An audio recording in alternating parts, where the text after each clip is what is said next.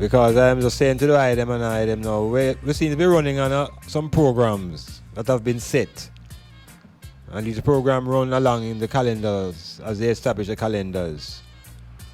And so there are some activities lined up for us in January and in February, and it goes right through until they carry us forward into the same rhythm again. So even that has to be interrogated, because something about that rhythm is not liberating. So as the January now kind of close out and we're moving into this February now, are we going to prepare our meditation to go into 4 weeks of what is going to be called Black History? And is it that we should be entering 4 weeks of African history?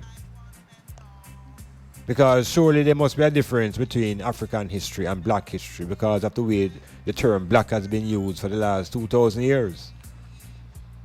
So unless you really understand the power of the term Black, we should be focusing on African history.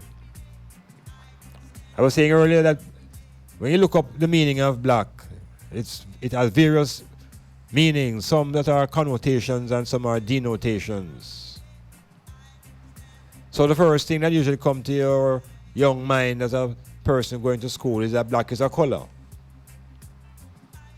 And you don't interrogate that, because until they say black and white is opposite and that white is a color too.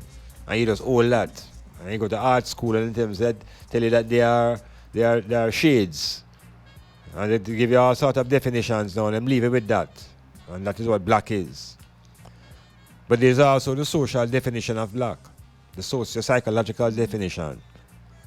And that definition now puts black within the context of spirituality and religion.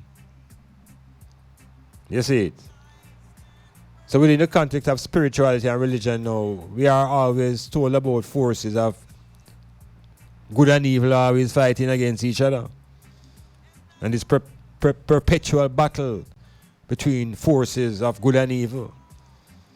So if you hold on to this as an idea or as part of an ideology, then the association now with the negative evil force now is connected to black.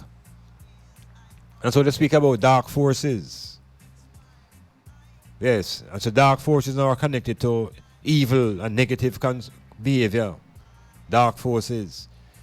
And if you want to find forces that deal with good things, now you have to deal with forces that deal with light. And the deception, of course, is that light is white.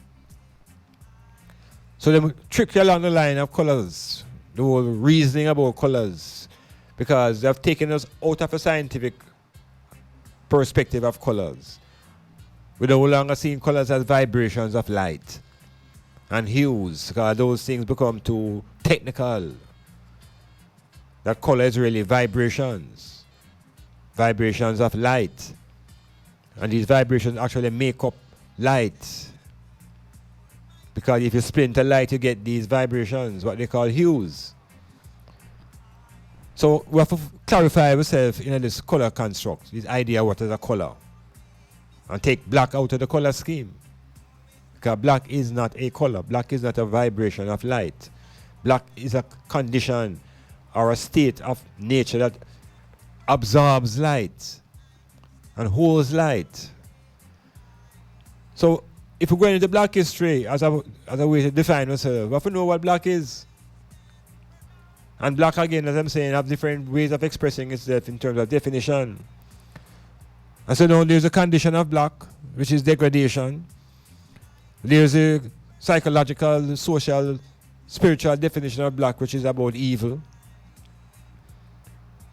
And then now there is black people. So when you reach the level of people now with all of these notions of black, it becomes a adjective. It's a word that describes a people. It doesn't give them persona. You describe a people now as black. But it's an adjective. It's an adjective. So we express that now with a common letter. So we write a common B and put it in front of L-A-C-K and say that is how we spell black, and put black people. So we have reduced ourselves in the terms of definition from a noun a person to a thing or a condition. And our brightest minds at the university don't make much effort to make this type of adjustment because it's a deep program. And it's exposed in the way that when you write about people of Chinese or Indian as their orientation, you don't write Indian with a small I. In other words, you don't write Indian with a common I. You write black with a common B in front of people. So you write black people with a common B, but you write Indian people with a capital I. You write black people with a common B and you write Chinese with a capital C. You write black people with a common B and you write Jewish people, Jew with a capital J. So you realize that how we have defined ourselves in this position, that we don't even see ourselves intellectually now as persons. We are things, and those who speak to us and write about us and write about black people with this common B, that's their attitude towards black people. The people they are saying is in a black condition. So the black is not their personality, the black is not them consciousness, the black is not them ancestry. The black is a condition that the people are in. And you have to reject that and redefine your blackness. That if you're going to define yourself as a black person, then it has to be a capital B. It has to be a capital B. Because that now signifies a race. We're moving from the adjective, which is describing the people, to naming the people. So if you're going to name yourself as a black person, you have to write that with a capital B-L-A-C-K for black, for people. So if we continue to write with a common B, it means we're still a slave. We're still a slave to identity. We lack the fullness of our own identity. So the resolution to next month should be a celebration of Africa's history and the people of Africa.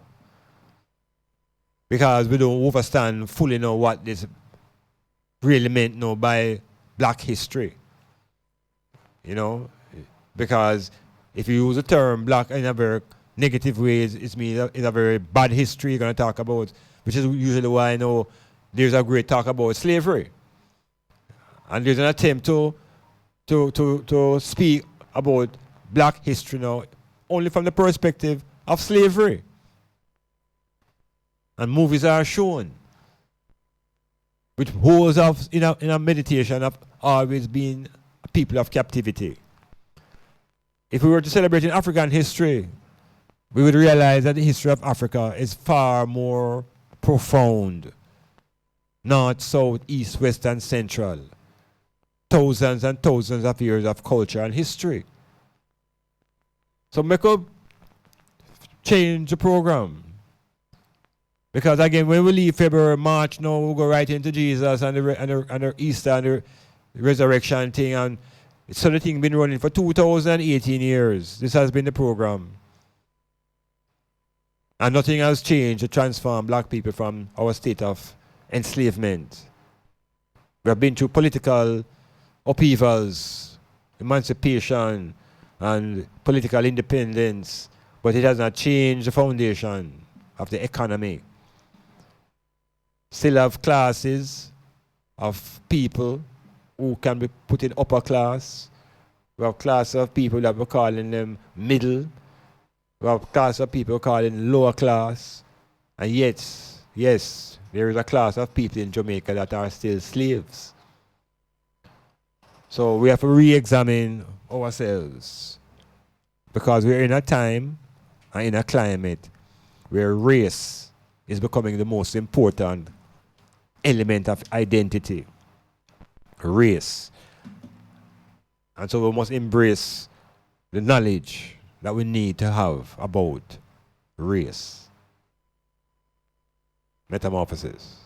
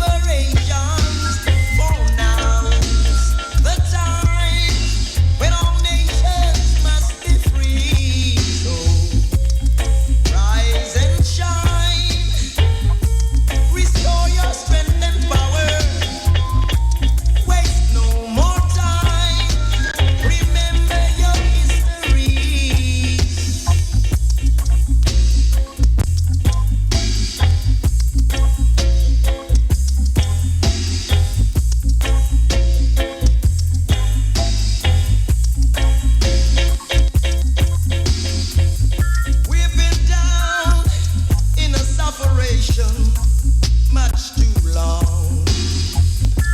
We've been down in humiliation, oh so long, yeah. We've been down in a condemnation, much too long. We've been down in a segregation, oh so long.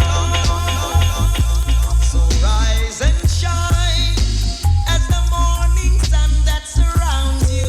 It's international morality time, where mankind must be born anew. So rise and Yes, the shine. sounds of the great legend, living Bunny Wailer. And I was just reflecting inwardly on two of the artists them who are presently in our midst, Bunny Wailer and Ken Boothe. And I was looking at D. Brown and Gregory Isaacs, Alton Ellis, John Holt. Like a whole heap of them giants, they pass away, and Ken Boothe still holding the fort within one dimension of our music. And then we see Baba and Peter and Joseph Hill and a whole different set of man from with a different genre. And we see certain man standing and certain man fall, and earth keeps on turning. We just wonder what is it that them man have that contributes to them longevity. Because we as a people, we are a serious force when it comes to resistance. And I've been resisting colonialism and racism for decades on this island. And colonialism now is a very dangerous force, Because colonialism is all about creating a certain mind, because remember now, the key word here is ism.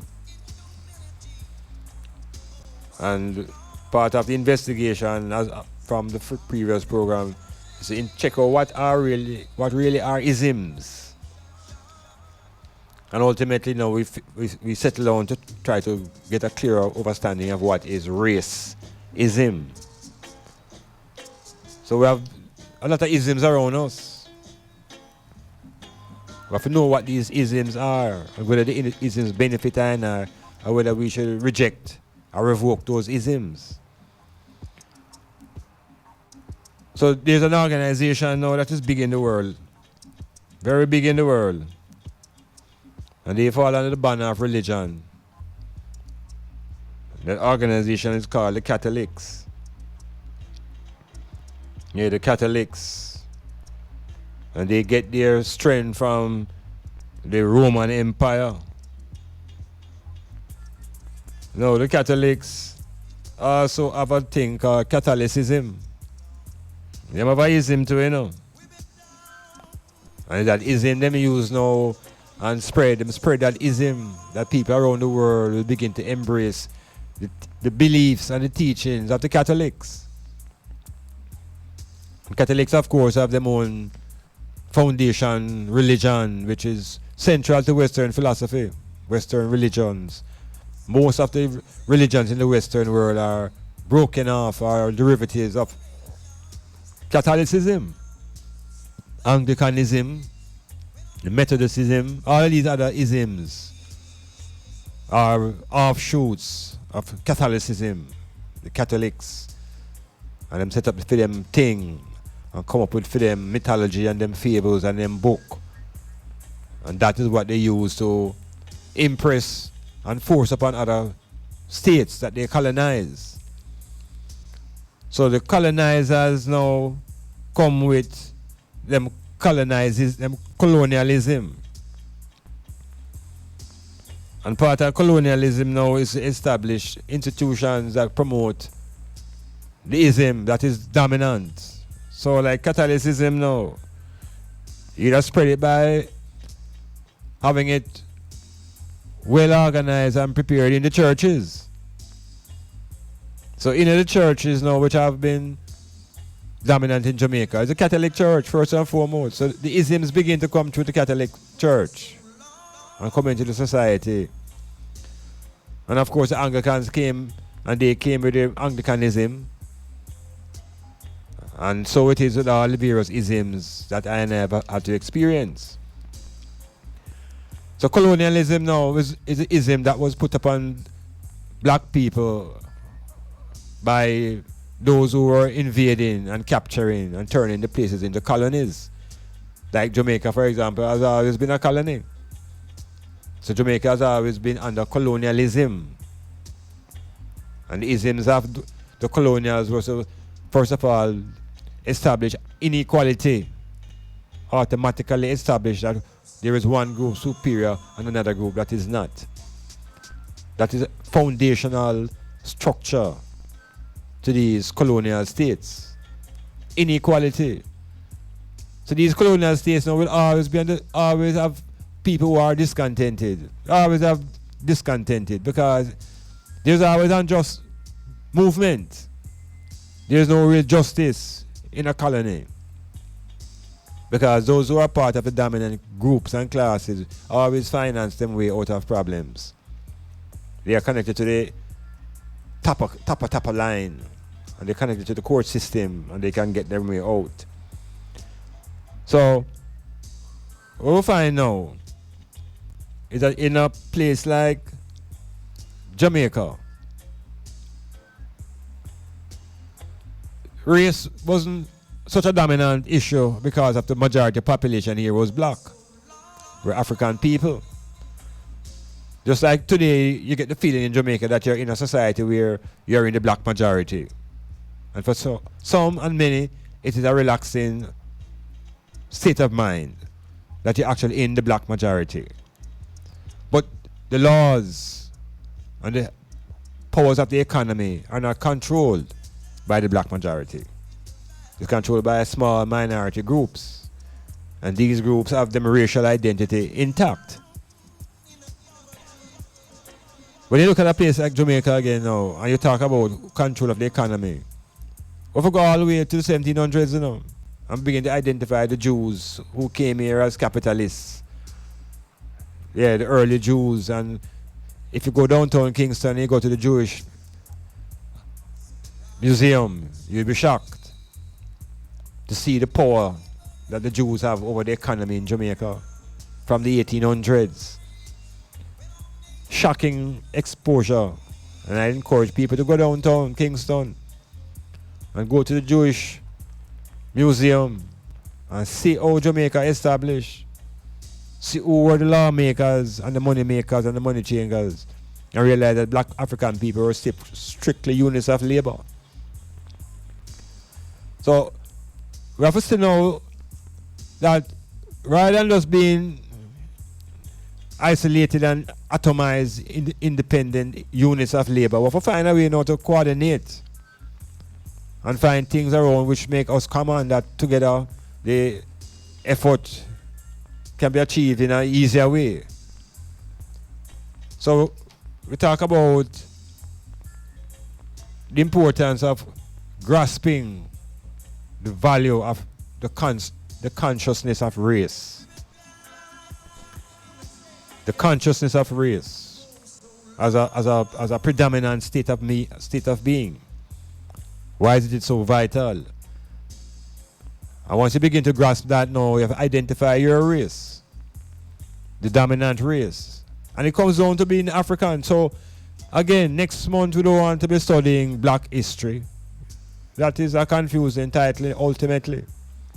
We need to be reflecting on Africa's history. And we identify a section of Africa that we're going to penetrate and a language that we're going to emphasize for the month. Maybe every month, February, which we're learning a new African language as a way to get our consciousness maximized in a practical way. So it can't be just about resurrecting and reading the same stories every February and watching the same movies and talking the same talk. We need to set an agenda that is more dynamic. And that can happen if we recognize it as African History Month. Because the Chinese could also have a month where they celebrate their history. They don't celebrate yellow history. Chinese are yellow-skinned people. There's no yellow history. African people are black people, but there's no real black history per se. There's a history of Africa, because black people now are not just in Africa, you know. Black people are all over the planet. So, the issue of leadership now becomes a serious criteria. And we'll find that as a population, we've been exposed to more and more education, more and more income generating activities. But still, the leadership, serious issues with the leadership. I have to question the nature now of the people who put themselves up for leadership. I have to question the nature of those who get deceived by thinking that if you vote somebody in, that they become caretakers of your interests. This illusion called democracy, I have to revisit it. Because the great United States, the champions of democracy, have put a racist in their White House. So what is it telling us about democracy and race? Metamorphosis.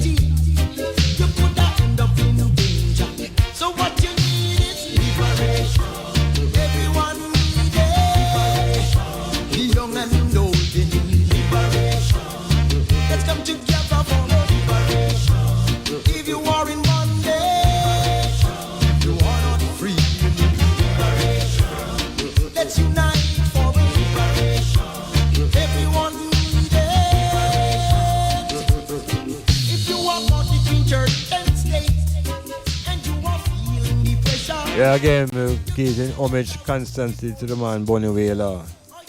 And we ask the question, is there a difference between liberation and freedom?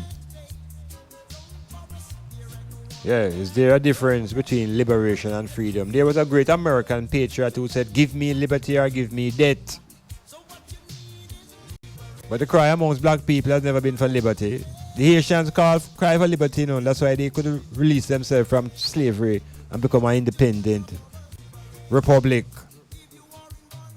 Because their cry was for liberation. We hear our academics talking about freedom and some other little soft talk, freedom. But there is a higher state of consciousness and being. It's liberation. And it more applies to the collective now than the individual. Because in real terms, an individual can really perhaps make him or herself free, you know. Just simply maybe gather enough resources and certain set of armaments around you and raise your individual self, and then yeah, you can be free. But liberation now is a greater issue. It deals with conditions that apply to the massives and the many. Standard of living, access to health services, access to education. These are the elements now that determine your liberation. Shelter. When you beat the rent man, you're moving towards liberation, which means that you have access to land. So the conditions that we face here, and it's not just here, it's also there, North America and the Caribbean, and all where the black people have landed. Is that from the 1800s, we have been into this thing called emancipation. And emancipation is not liberation. Let us not fool ourselves now. Emancipation is not liberation. And then we move from emancipation now to political independence, which is still not emancipation, which is still not liberation. So we have to check it out. Check yourself. What is it we really desire? Is it liberation or is it freedom? Dumb for free. Metamorphosis. Out and wild, representing for the wild world. Well, in comes the thing called the Wild African Records. Presents a man called Hurry G with his new single, Wild and Simple. I say Selassie, I grip me and him now let me loose. Wild and me simple like a slime and ghost. Also, Ghetto Love and Ganja Boss. Available on Amazon, Spotify, iTunes, and YouTube. For more information and bookings, call 954-822-3056 or 559-2348. Or Facebook, Hurry G, a.k.a. Wild Gang. Follow me go jive and follow me go smoke. Follow me go jive and smoke. No come now. This feeling is taking over me. I'm so excited.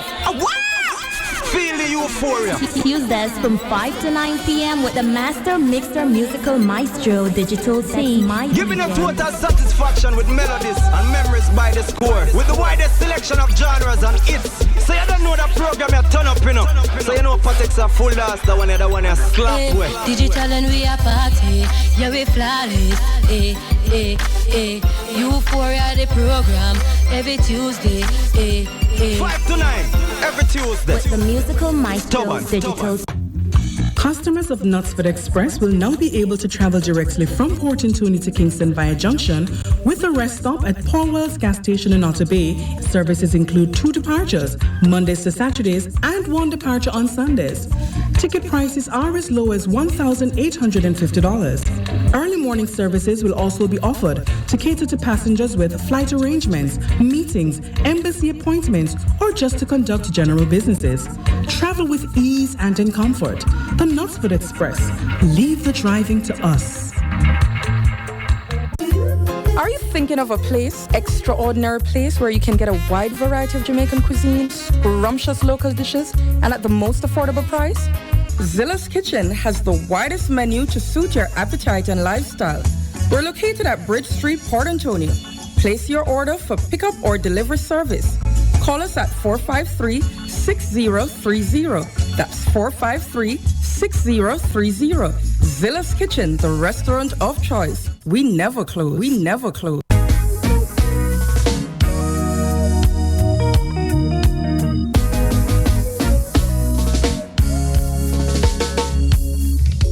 Clifford Guest House, sponsor of Metamorphosis on Monday nights from 9 p.m. to 12 midnight with Dr. Iman Blak. Located at 15 Queen Street, Port Antonio, that's Titchfield Hill, they offer accommodations for up to 1 month. Call them at 285-0610 for more information.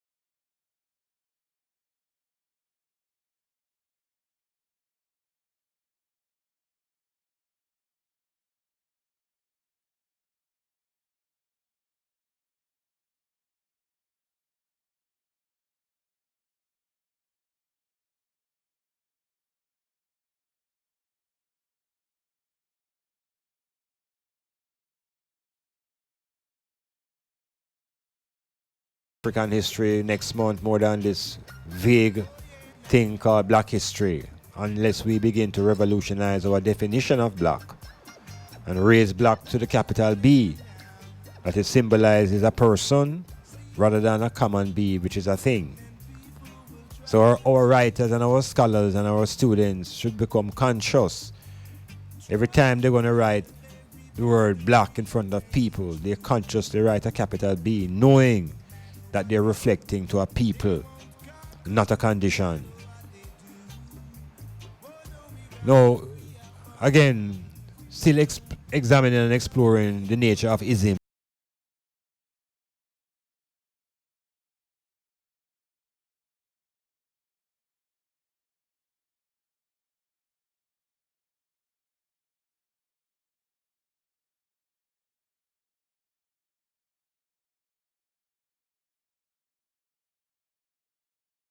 Connected to the empire that we will call the Romans.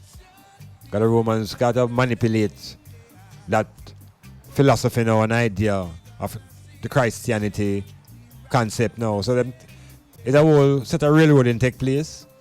But when we are tracing it, we end up in Rome. And we know that Rome was once the dominant force in the world. It was the rulers of Europe generally, and they expanded themselves until they got into Africa. So the Roman Empire moved from Europe and touched Northern Africa. And it was in Northern Africa now, we have this meeting of Europe and Africa, and a meeting of black culture, of melanin people with Europeans. So the Romans now really have the foundation to even governance and ideas of governance and ideologies of rulership and so on and so forth. And that same thing would have transcend and advance itself from Rome into Europe, into Britain, Great Britain. And that same energy would move across to North America into what will become the United States. So, when we look at Rome as a society that has a mythology of being coming from two werewolves, Romulus and Remus, two a set of twins who were reared by the wolves. And this is the genesis of the Roman Empire. And the Roman Empire, as I said, would invade Africa. And it is the Roman Empire that really brought an end to the Egyptian Empire when they got involved with Cleopatra. And these guys, Julius Caesar, and all these guys come into Egypt and began to infiltrate Ethiopian Egyptian culture. Eventually, the Egyptians were overthrown. And around 50 BC, the Rome began to exercise its power now over African philosophy, African thinking. So even before Rome then, the Europeans had an empire that they thought was, and they considered to be their foundation, which is Greece. So Greece is the foundation now of Western philosophy and Western thinking and Western ideas of government, and even Western concepts of democracy. So in today's world now, a lot of us are clamoring for democracy, but we don't understand where this thing come from. This thing have a Greek origin. And so to understand it now, you have to really check it out now, how was it applied in Greece? What were the foundation ideas behind democracy in Greece? So in today's world, in 2018, we draw the lessons from the United States when we want to talk about democracy. Because America claims to be the greatest democracy and the uphold of morality. And so the American concept of democracy now is based upon the idea of the people being created equal. That all men are created equal. and that they are endowed by their creators with certain inalienable rights. And these rights are the right to life, the right to liberty, and the right to the pursuit of happiness. So you see, liberty is part of it now, you know. Life, liberty, and the pursuit of happiness. This is what the American democracy claims is at its foundation. Now, if you check democracy now, where it's coming from in Greece, you see that it's really a situation wherein a society is constructed along the line of classes. And this is where we get the idea now of this upper class and middle and lower and slaves. Because in Greece, the model was the city of Athens. And Athenian society now was divided into 4 social classes. This is the model now for democracy now, you know. So we cannot lose sight of where we're getting. And these 4 social classes were the upper class, the middle class, the lower class, and the slave class. The upper class now were those people who were born to parents of Athenians in Athens. You hear me now? You know, this is the upper class. And these are the people now that will be considered to be citizens. They were born to Athenian parents, and they are considered citizens. They are of the upper class. This is in a democracy now. Then there's the middle class. And then there's the lower class. The middle class we consider the artisans and professional people to a certain extent. The lower class now, whether you know it or not, will be consisted of the freedmen. The freedmen would be in the lower class, because below the lower class are the slaves. And we'll have to check now if anything has changed within this framework for the democracies in which the black people have found themselves. Those who are of the upper class, their condition was considered unchangeable. So as long as they were born into that group, they could never come out of it. They were born and dying in the upper class. And the class, of course, would have a racial orientation. The people would have a racial identification, simply from just being the class that they were in. So the lower class would be the freedmen, and the class below that would be the slaves. Now, in order to really be a part of the upper class, you have to be an owner. You have to own property. Yeah, you have to control a certain level of education. Is that sounding so different from today? So the notion of the black people now in a democracy in the United States, because the Greek model is the model that Europe models itself off when it's establishing its democracy. And they draw their inspiration from who they think is the founder of Western thought as it applies to philosophy of governance. And we're talking about a man now called Socrates. Again, this is a Greek. And it's out of Socratic reasoning and the writings of Plato that there's a foundation set up in the Western world for our democracy. And I need to know how arrive at these situations, how we're living in these things. Because all we're doing is just chasing the vote. Who is Socrates? And where does Socrates get his information from? Because Socrates is considered to be the father now of Western philosophy. Socrates is a Greek philosopher. He's considered to be the first moral philosopher of the Western world.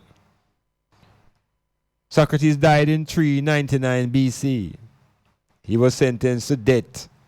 He had to drink hemlock and poison himself because his ideas were threatening the state. Where did he get his ideas from? Socrates went to Egypt. Because Egypt, of course, is the foundation of all philosophy. So when I talking about we defend democracy, not for we don't know where the democracy thing come from. And is America really a democracy? Or is America a republic? And what's the difference between a republic and a democracy?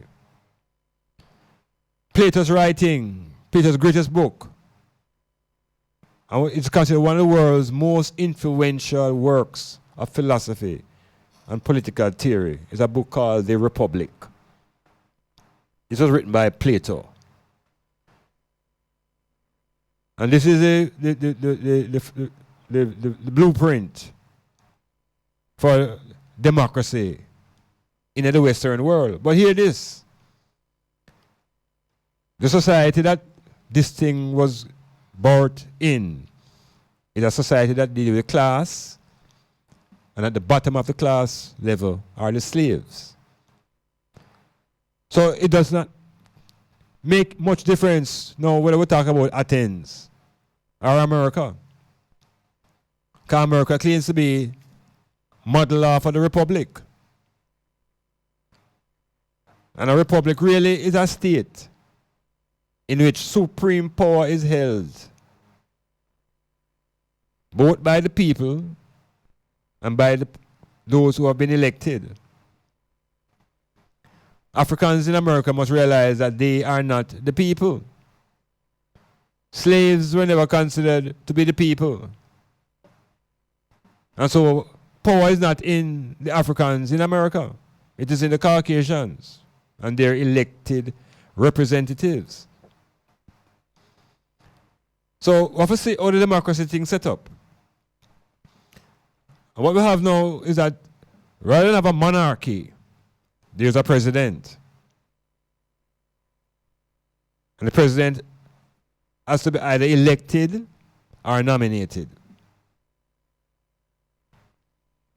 So we could see how we live in.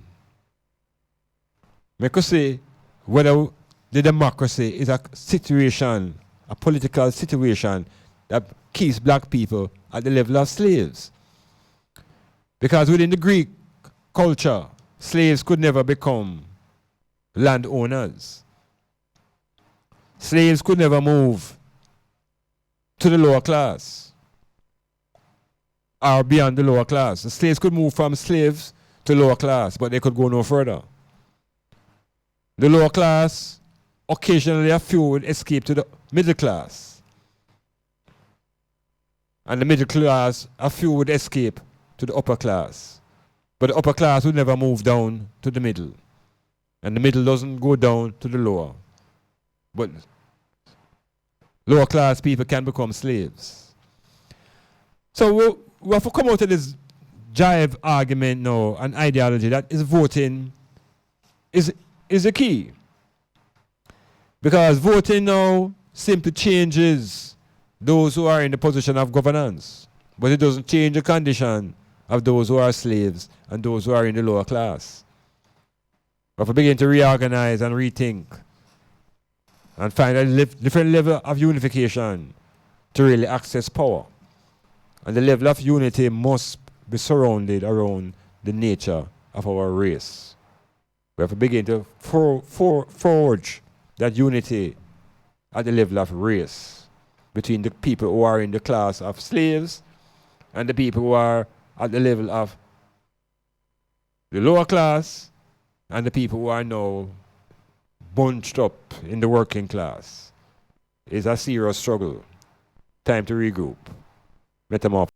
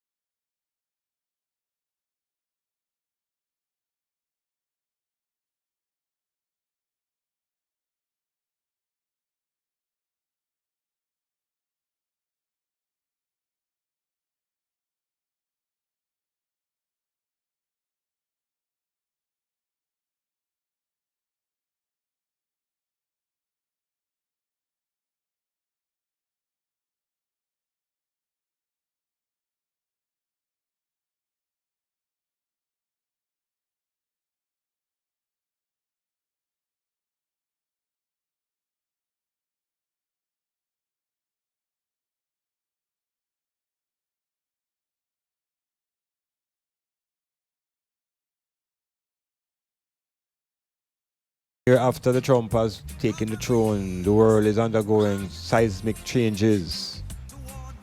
So the changes must reflect it within our meditation and our consciousness. Use the moment to give ourselves our own shock treatment. Yes, we're giving ourselves our own shock therapy to respond to the rapid changing earth.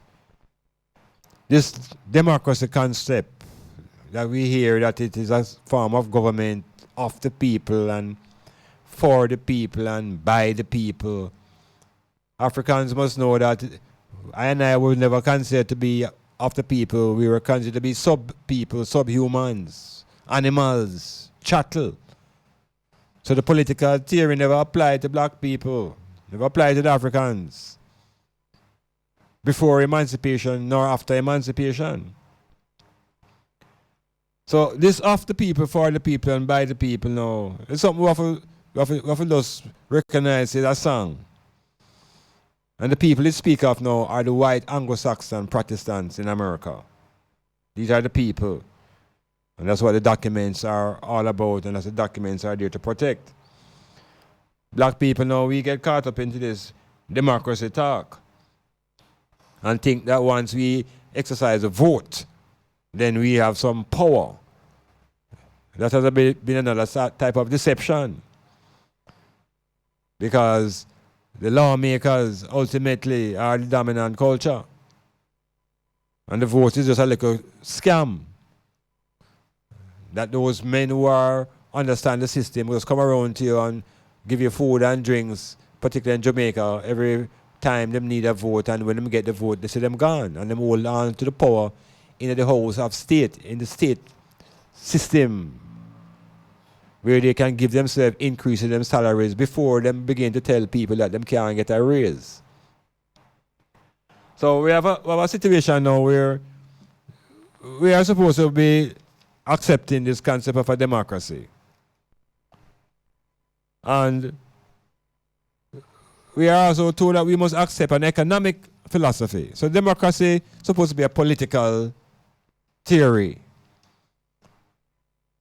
But we're supposed to accept with it now an economic theory that is called capitalism. Another ism now, you know. This is a serious ism. This ism now is all about capital.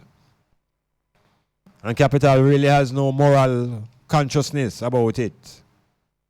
So people can become capital. You have to see it now, you know. And within the capitalist society now, it breeds what you call competition and individualism. So there's a serious lack now in cooperation, because each individual now is encouraged to go and gather as much as the individual can get under capitalism. And the democracy now is for the people, so it's only the people can go out and get what they want, and those who are less than the people, not in that position. Always in debt and always in borrowing. So this capitalism now, that is a feature of democratic societies now. It's very important within that now to add a sort of ism that deals with religion.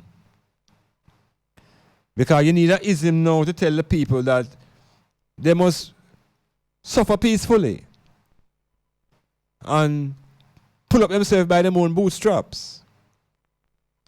Because all men are created equal.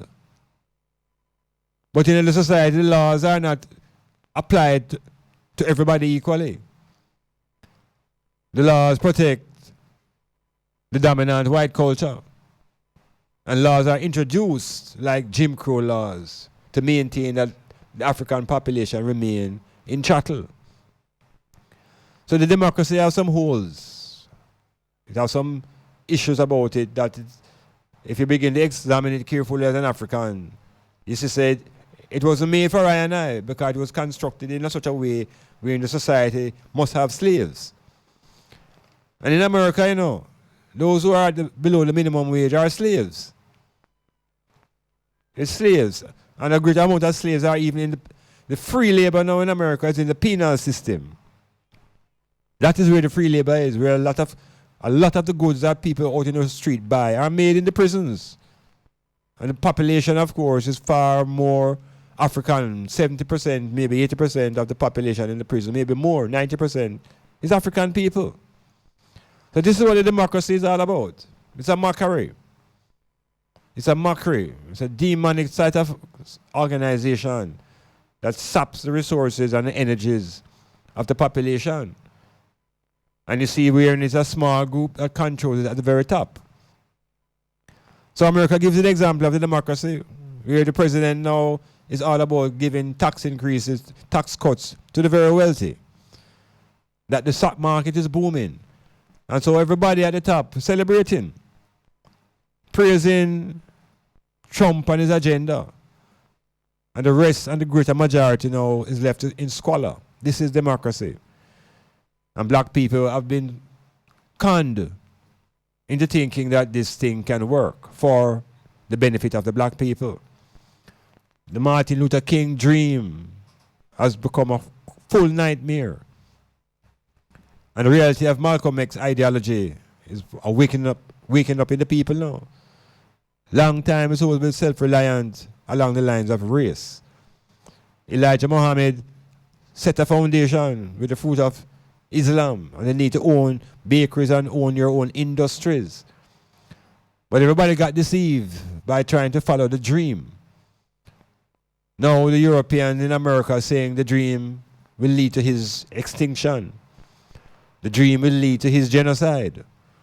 I'm not into anything called diversity or this cultural diversity and pluralism. None of that no more. He is talking about survival as a race. Black people must begin to think about unity as a race, economic power as a race. Begin to think racially conscious first. Garvey told us, and Haile Selassie repeat it, that until the philosophy which holds one race superior, which is racism, until the racism is finally permanently discredited and abandoned, the African will always be involved in war. So the campaign is against racism. And that's what's going to unite black people, because the racism is primarily directed at black people and at African people right around the world. It's directed at us by the Arabs, it's directed at us by the Chinese, it's directed at I and I by the Europeans. So, take heed.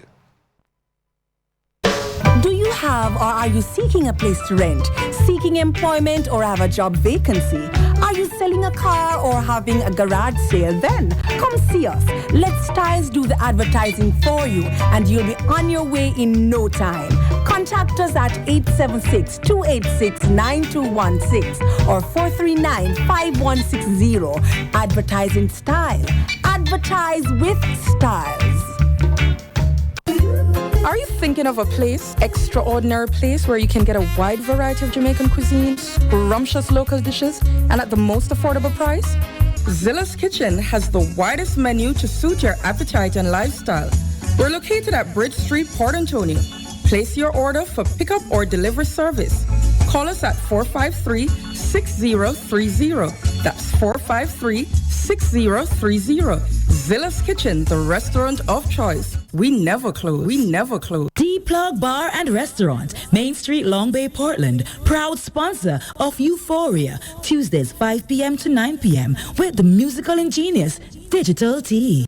This is Ricardo Suave, inviting you to tune into Smoothic, the show for the ladies, with DJ Prestige, from 9 to midnight every Tuesday on Styles 96.1 FM, Portland's best.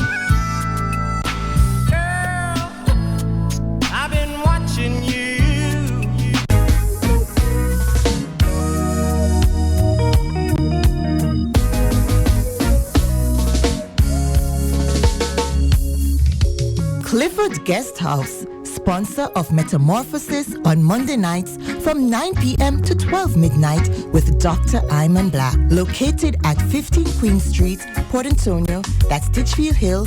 They offer accommodations for up to 1 month. Call them at 285-0610 for more information.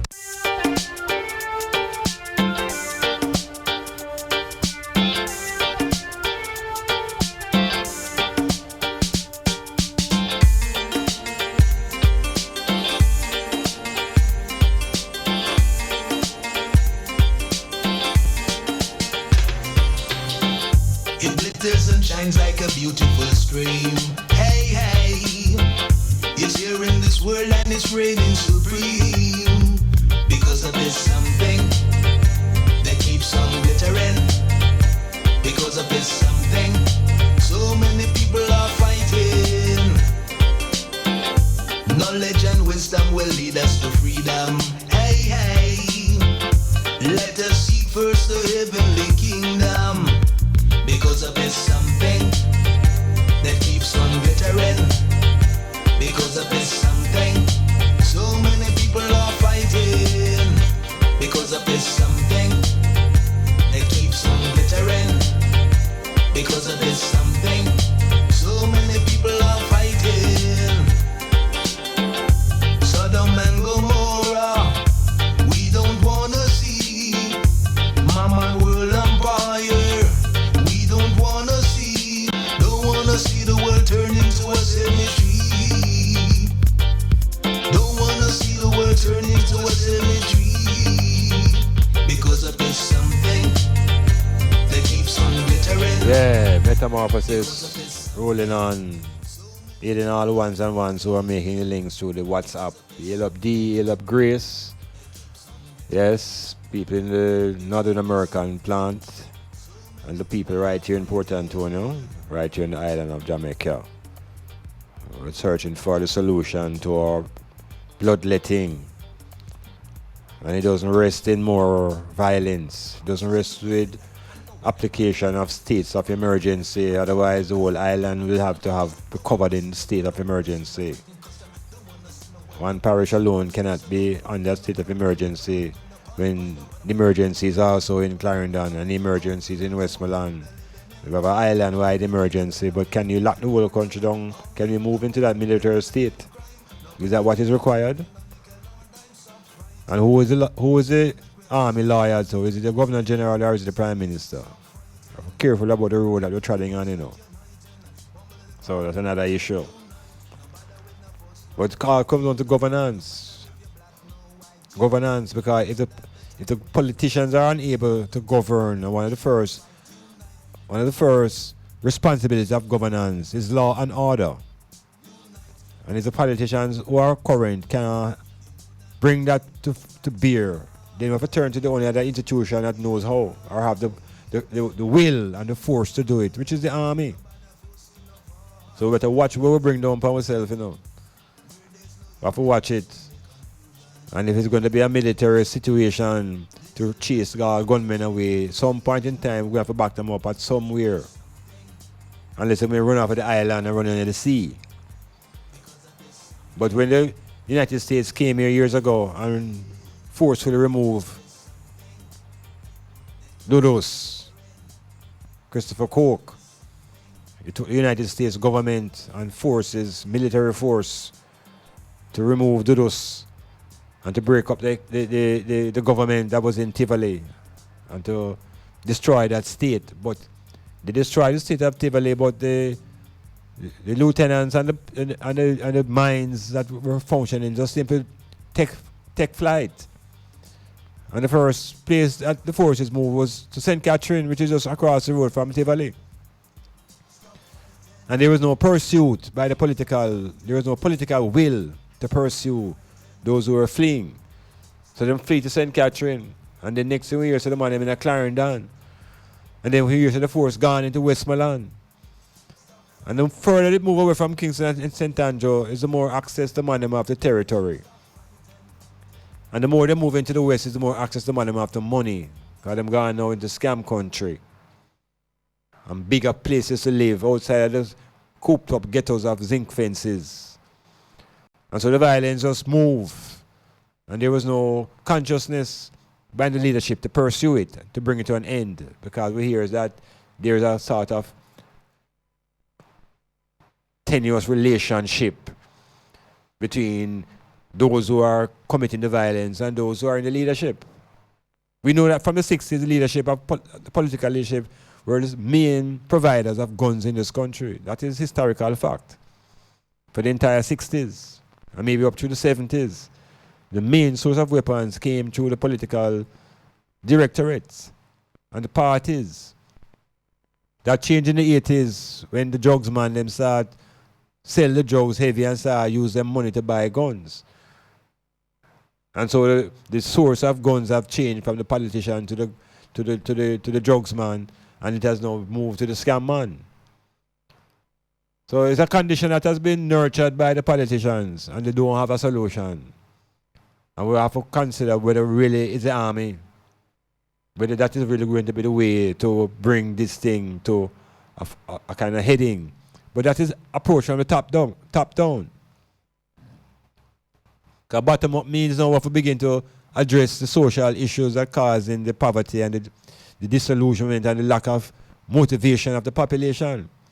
Why we have people who are being paid and they're still unwilling to work fully because the money is not sufficient.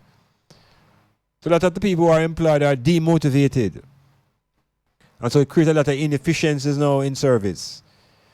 You have to be it's like you're dragging teeth out of people who are employed because they're just basically discontented. I was just even reasoning earlier with my technical director, El Jaco, and I was making my point that if the Jamaican economy was to move from paying people fortnightly and monthly and begin to pay people per hour, we'd get more out of production. Because what you pay a man for 1 month is the same money for the month. Every day, in other words, he's not motivated to put in a daily amount of work each day because when the month comes, he get the same amount of money. So when them put in more or less, his return is the same. We need to change the culture by paying people according to them hours. And you punch in and you punch out. And if you come in at 8 o'clock and you leave at 4, you get exactly those hours. So that is part of the modernization, and the leadership have to begin to take heed and realize that they must be part of breaking the cycle of this slackness. So again, we're assessing and we're evaluating the governance and the society that we are forced to live in now. And does it contribute now to the behavior that we're seeing? Is it just the mandem and the gun? Is it something that is coming from within the system? Is it systemic? And when we talk about the system here, we hear people in the government tell us that the problem is the system. So, like them tell you, them and the system is not the same. So, if I ask, is the government part of the system? Or is the system something separate from the government? So, democracy is what we've all been crying for. And we've been told to fight against communism and fight against dictatorships because democracy is the perfect way where there is justice. And yet we're looking around the world today and realizing that democracy is a political theory that is usually rammed down the throats of other countries. Yeah, it's always forced onto other countries, this thing that is so good. A commentator said earlier that when something is good, you have to guard it, otherwise people will thief it. Nobody trying to steal democracy from anybody. So why should it be forced on people's throat if it is so good? So we're seeing the flaws. We're seeing the flaws, and it's being exposed in the place where them say it is at its greatest. The United States of America. What we're seeing as democracy now is a mockery. Because it is exposing what the Greeks had put in it. That there's a class of people in the society who must be slaves. America call them within capitalism, the unemployed force that must be at least 5 to 6%, all the while to make sure that there is cheap labor. And it is cheap labor that drives capitalism. Cheap labor is not much different from slave labor.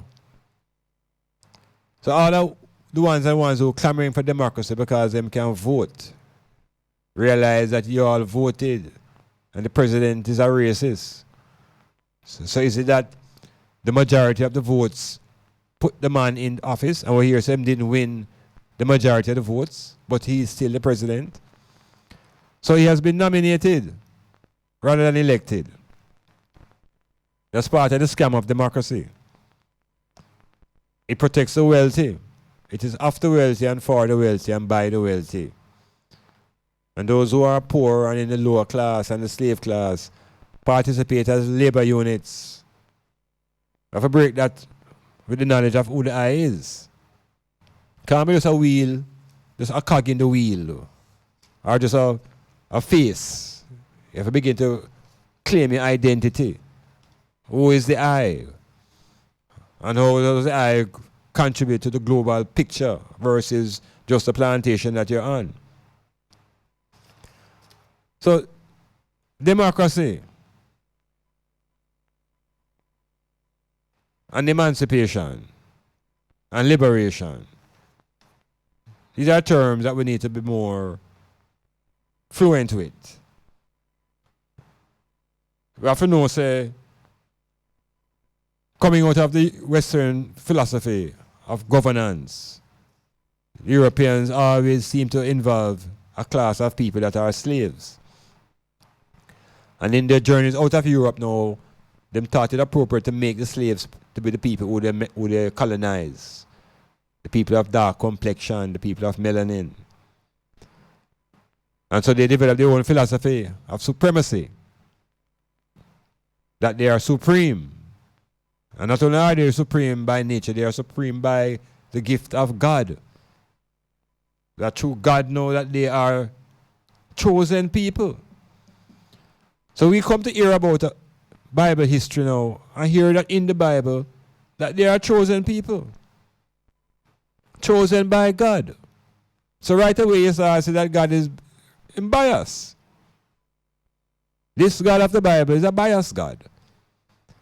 And if people are chosen, it means there is a difference between one group and the other. And the difference I'm going to suggest is grounded in race. So that God of Abraham and Adam and Eve could easily be classified as a racist. Easily could be classified as a racist. According to the interpretation of the Bible story. That a God will create a set of people, and within the people, one group will be chosen. And his ideology would come into present day life and experience that you have people today using this philosophy to capture people land. Capture land right now by the Israelis. Capture the Palestinian land based upon this old racist notion of God's chosen people. So he says a man use religious philosophy and ideology to protect and defend racist ideas. This is racism. This is racism. And so it is backed up by religion, by the Christian religion and the Christian stories. So God's chosen people, they end up calling themselves the Jews. And that these people now who have been put into a state called Israel, created by the Europeans, they are using this biblical argument now to chase the natural inhabitants after the land. And the God that they call upon is a God that the enslaved Africans must call their God. This God is a God of racism. So racism is not just a political ideology, it is also related to religion.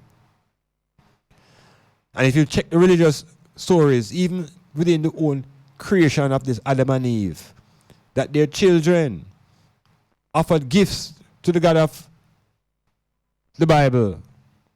And the God rejected the gifts of one child and accepted the gift of the other child. This is bias. Now that ultimately, according to the story, led to a murder. It's not me saying these things. You know. These things have been written in the scripture that have been given to us. And I'm throwing to the item that the notion of race and the isms that attach to race are all around us. In Europe, they had 100 years of war based not upon race, but upon what they would call ethnicity. Because the people were all of one race. They were all Caucasians. But they have different ethnic groups. And then wage war against one another. Without any mercy. They wage war. So when Adolf Hitler now came to the scene, and he brought to the world now another ism, and bring to the world the Nazism. And Nazism now would have set fire to Europe. And these same Europeans now who are complaining against Nazism, these are the same Europeans who are practicing racism in Africa. So that ism now of Hitler was a form of ism that determined superiority within the Caucasian group. And his ism was called Aryanism. Yeah, where the group of European Caucasians who call themselves Aryans saw themselves as superior to the other Caucasians. And kick off a war in Europe against Hitler. But when Leopold went into the Congo with his racism and wiped out 60 million African people, it was not considered to be a crime. But because Hitler killed 200,000 Jews, they call it a Holocaust. And it's a great crime against humanity, because humanity is clothed within the Caucasian culture. Remember now, they call the African people heathens. They call us soulless. We have to see where the thing will come from and see the falseness behind this democracy. Why even today, like society like Jamaica, where we have to be suffering under this type of leadership, under this illusion of democracy. Waking up consciousness. Eternity is a temptation of time. To dance is to be master of time. His pleasure is to control mind. Universal remedy, cure for you and cure for me. Universal remedy, cure for you and cure for me. Dr. Street is the one you get to meet. Whoa, Dr. Street is the one you got to meet. Oh yeah, yeah. Dr. Street is the one you got to meet. Whoa. Dr. Street is the one you got to meet. Oh yeah, yeah. Memory was a treacherous thing. Souvenirs and golden rings. His life is an exhibition to death. With all those arrows and knives and hatchets, machetes hanging there on the wall. Talking gongs and instruments used for divination. Silent statue chiseling strokes of charity. Dr. Street is the one you got to meet. Whoa. Dr. Street is the one you got to meet. Oh yeah, yeah. Dr. Street is the one you got to meet. Whoa. Dr. Street is the one you got to meet. Whoa. Time is settled down by ruins. Rusty rat and river trout. His world is full of fetish forest. Dusty museum of life. Shadows of jawbone sticking to a lazy silver spoon. Hazy brown eyes echoing with laughter words. Dr. Street is the one you got to meet. Whoa. Dr. Street is the one you got to meet. Oh yeah, yeah. Dr. Street is the one you got to meet. Whoa. Dr. Street is the one you get to meet. Oh yeah, yeah. Come on, my ginger girl. There is a rocky, rugged road to go. Come on, my ginger girl. There is a rocky, rugged road to go. Beside your journey from the plains of the no man to the promised land. Beside your journey from the plains of the no man to the promised land. With vigilance, with love, with life.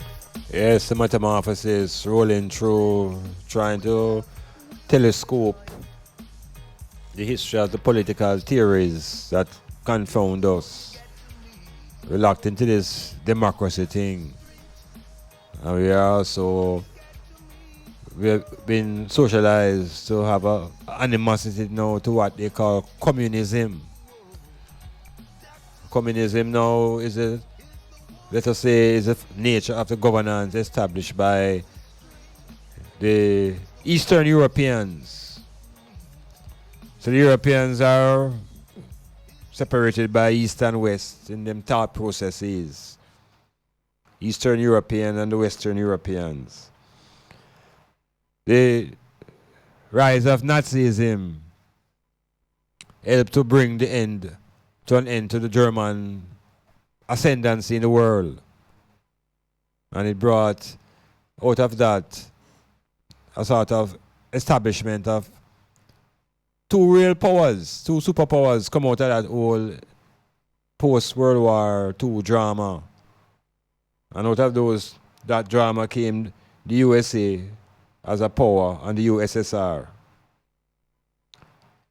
Two mighty powers. And as mighty as they are at the level of race, they were still one race. It's Caucasian people. But then find a difference along the line of politics and religion. And so the formation of this USSR, the Union of the Soviet Socialist Republics, and the USA, the United States of America. And the USA, of course, being in this part of the world, the Western Hemisphere, became the dominant force. And so then political ideology, which is democracy, then economic ideology, which is capitalism, and then religious ideology, which is Christianity, become the forces that permeate these Western shores and spaces. On the other side of the planet now, the Soviet Union, they would speak about communism. And in communism, the focus and the power rests in the state.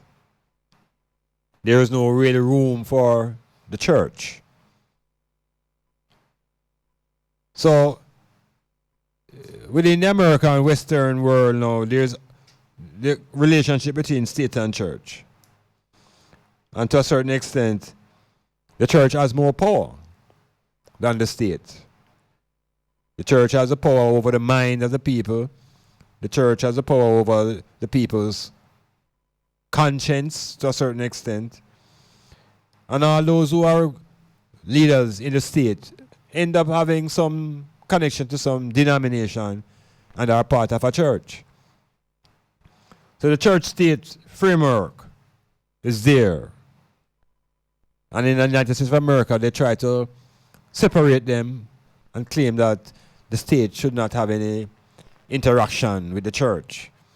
That's why I hear some states are arguing about the Ten Commandments being removed from certain buildings and have them debates continuously. The Soviet Union now came up with the communism, and they didn't give much space for the church to be influential. But the church is there because there's Russian Orthodox Church and the various denominations are still there, but they don't have the political presence. So communism now was set against capitalism. And the capitalists called the Russians the devil. And they became the enemy of the Western world. So they're this East and West construct now, and as much as they were in competition, they never really fought each other. In other words, the Soviet Union and the United States never really engaged in a direct combat. But they would engage in combat on other people's property, countries. We call them proxy wars. Jamaica was an island that was involved in a proxy war in the 1980, 79-80. I call it a civil war. It was a proxy war because the battle was not just between PNP and JLP. The battle was between the United States and the Soviet Union. The United States trying to protect its backyard with a capitalist economy, that would be Jamaica.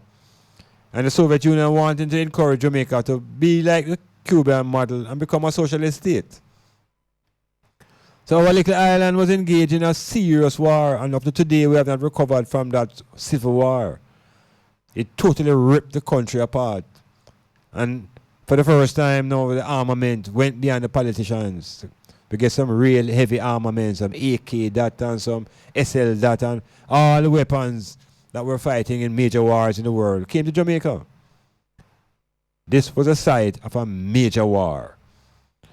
And the victor was the capitalist forces. Ronald Reagan, Edward Seaga, Margaret Thatcher, these are the forces that were victorious in the 1980s and set Jamaica on a path now that would be dominated by capitalism as a way of running the economy. Now, before 1980, Jamaica used to flip and flop between capitalism and socialism, because one party, the PNP, represented the socialist communist force and the JLP represented the capitalist force. But we know that by the end of 1980s, when socialism was beaten back and communism was in retreat, both parties agreed, without saying it, that there was only one way to go forward. And that way was a capitalist model. So the JLP and the PNP have become one party, one ideology from the 1990s. So we're literally living in one state. It's a one-state country. Some things say it's a two-state party. We have two parties, but it's one party, one ideology: capitalism, democracy, and Christianity.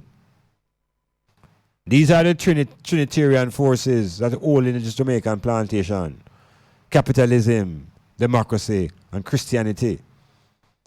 And all of these three forces come together, help to maintain slavery of the African mind and body. So there must be another way.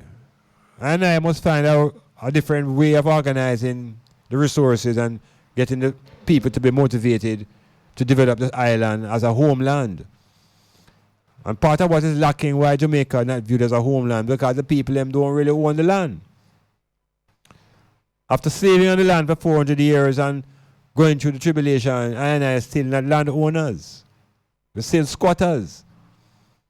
So if I and I are squatting here, how should I feel when it comes to loyalty to the land? There is no commitment. So part of the liberation of the people is by liberating the land. We're not talking about no freedom talk now, we're talking about liberating the land. And if you check out the lands in Jamaica, it is still controlled by the crown. So the Queen still owns much of the land. And the church, in other words, the church and the state, and the rich families control Jamaica land that I and I are supposed to love. The love would increase if I became a part of the ownership, that I and I could raise our status. Because Jamaica is a status place. And you gain the status by property, by education, and by money. So I look upon what we're living in now. Hardly ever question this concept of a democracy. Hardly ever think of an alternative. Because we're under the illusion that if you don't vote, you can't generate leadership. You see it? And the leadership is usually set up in such a level in Jamaica that is following the lines of a model created by the British. So there is no loyalty now to the base population, because this model was set up to extract resources and send into England. So if people come into the leadership with the same philosophy, they are going to extract the resources and send to feed them family abroad. It will not be returned to our country. So the grassroots and the people have to begin to resist this type of democracy and begin to demand accountability and begin to demand of those who are in the parliament that them reveal them assets before them enter, that we can see if them scraping it off while them inside. Yeah, man, they must reveal the assets them have before them enter parliament, that we can track to see if them using the parliament to enrich themselves. Metamorphosis. Guess what? Styles FM has a new business number for you to call, text, and now WhatsApp. 518-2399. To advertise your business and events, call, text, or WhatsApp us on 518-2399. 518-2399. Don't forget, 518 2399. It's Wow Factor Tuesdays with Chungy and Shelly. Every Tuesday from 9 a.m. to 1 p.m. It's entertainment and interaction at its best. With features like the Share to Care segment, the Uprising 10 Countdown, and the ever controversial Love Break. Yes, it's the Wow Factor. Your Tuesday mornings will never be the same again. Are you thinking of a place, extraordinary place where you can get a wide variety of Jamaican cuisine, scrumptious local dishes, and at the most affordable price? Zilla's Kitchen has the widest menu to suit your appetite and lifestyle. We're located at Bridge Street, Port Antonio. Place your order for pickup or delivery service. Call us at 453-6030. That's 453-6030. Zilla's Kitchen, the restaurant of choice. We never close. We never close. For the best quality in sound reinforcement and backlining, Native Audio. We have professional engineers with over 20 years of experience. So call us and we'll take care of your parties, wedding receptions, barbecues, conferences, and small stage shows. Crystal clear sound, Native Audio. Our prices are the best. Call us at 871-5212. That's 871-5212. Native Audio. We make your events audible. Planning a party, club night out, stage show, a gospel concert, or even a business sales event? Let Styles FM be a part of your promoting tool. Take advantage of our low-priced promotion packages with commercials, interviews, giveaways, reviews, and much more. We have special offers when you mix and match and bundle your options. Contact us at 876-286-9216 or 439-5160. Styles FM for the most effective way to exploit your marketing dollar. No, sir. Where you dig up that song there? Only on Thursday Night Groove with Louis Lecky from 9 p.m. to midnight on Styles FM. Every Thursday, it's not your average retro program. Music like that, for your money's back.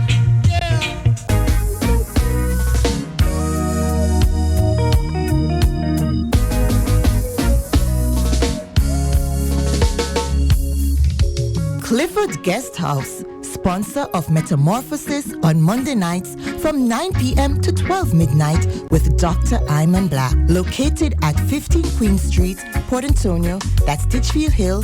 They offer accommodations for up to 1 month. Call them at 285-0610 for more information.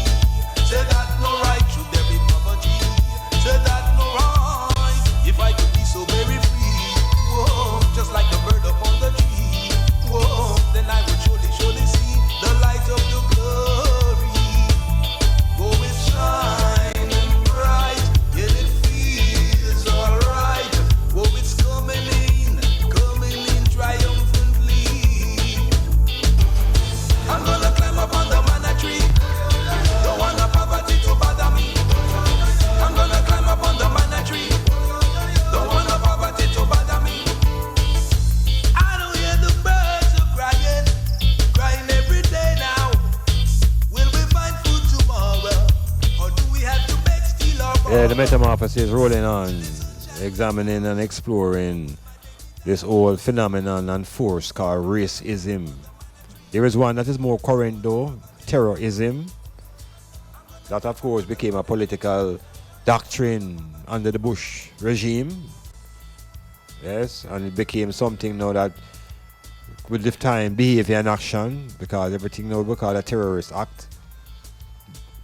But before we get to that ism now, we're continuing to explore racism and Nazism, which dealt with the supremacy of a particular race. And the Nazism now went deeper than the race because it was a supremacy within a race, an ethnic group that establishing its supremacy over the general race of Caucasian people. So this race hatred now and racial supremacy is an ideology. It's an ideology constructed by people to gain advantage over others and to have access over their material possessions. So we say what Nazism wild up Europe. And when we look into Southern Africa and we see racism now as a political doctrine in practice. Apartheid South Africa. That was the most glaring operational structure in which racism showed itself. And there is no great cry from the international community about it. Nobody applied any sanctions against South Africa in those economic terms. The United States never sanctioned South Africa for maintaining that abhorrent system of white racism. There was no sanctions against South Africa, and the trade continued with South Africa. South Africa also has its own nuclear weapons, and nobody made any cry about them being a threat to anybody. So this ism now of race shows superiority by white people.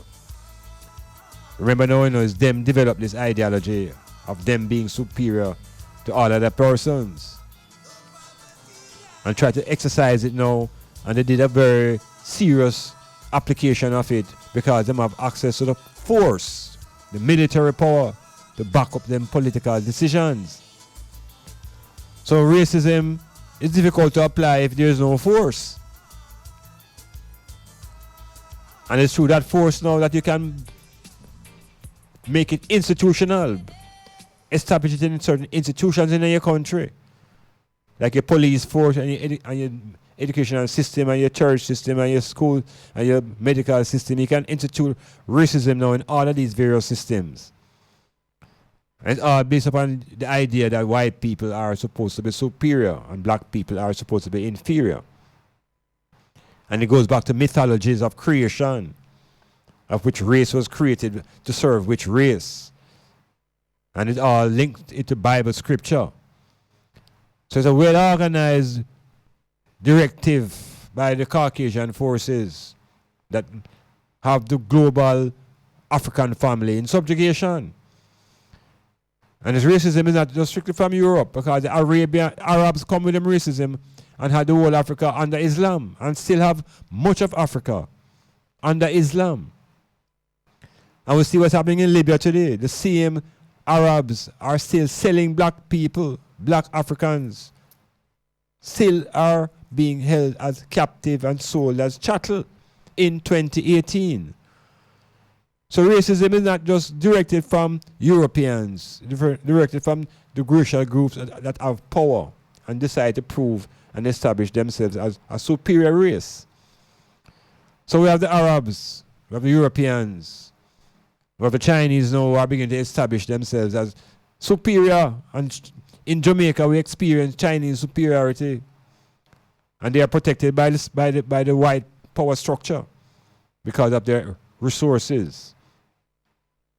So the resources, and property and level of education give you status. And once you have status in the plantation, you are protected by the same laws.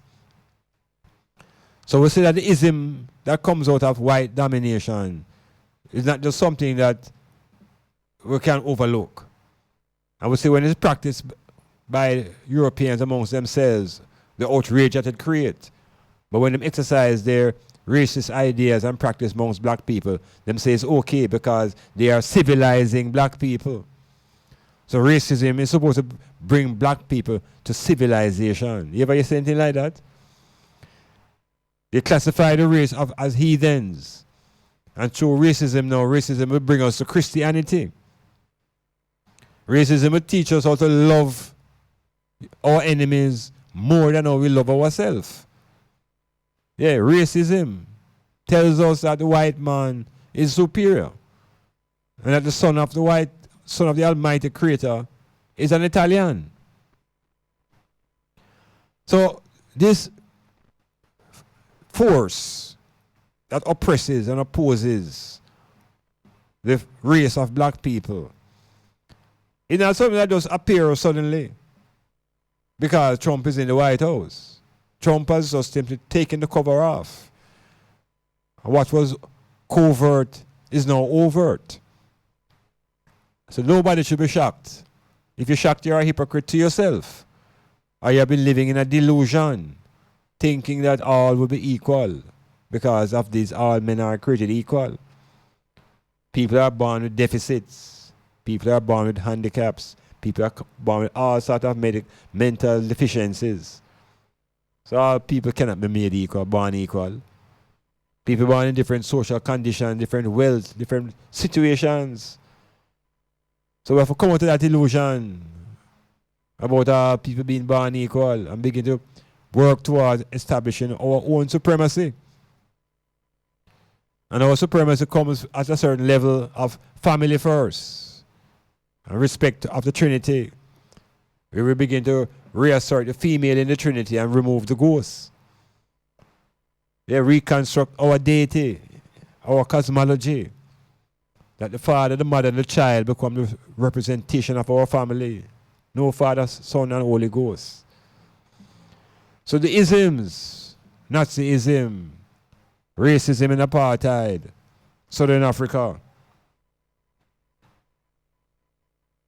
and in America, can't leave out the racism promoted by the Ku Klux Klan. As an institution in America, the Klan is driven by racial hatred. So we can't escape the reality of racism, no matter how you pretend to be Christian and godly.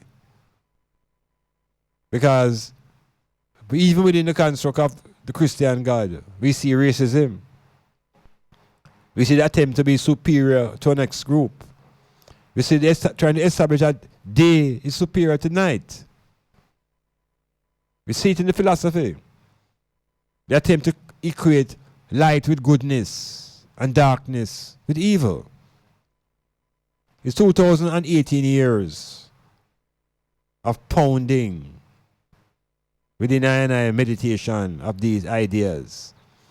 And the idea of a racial supremacy by the Europeans has been a strong part of their dominance.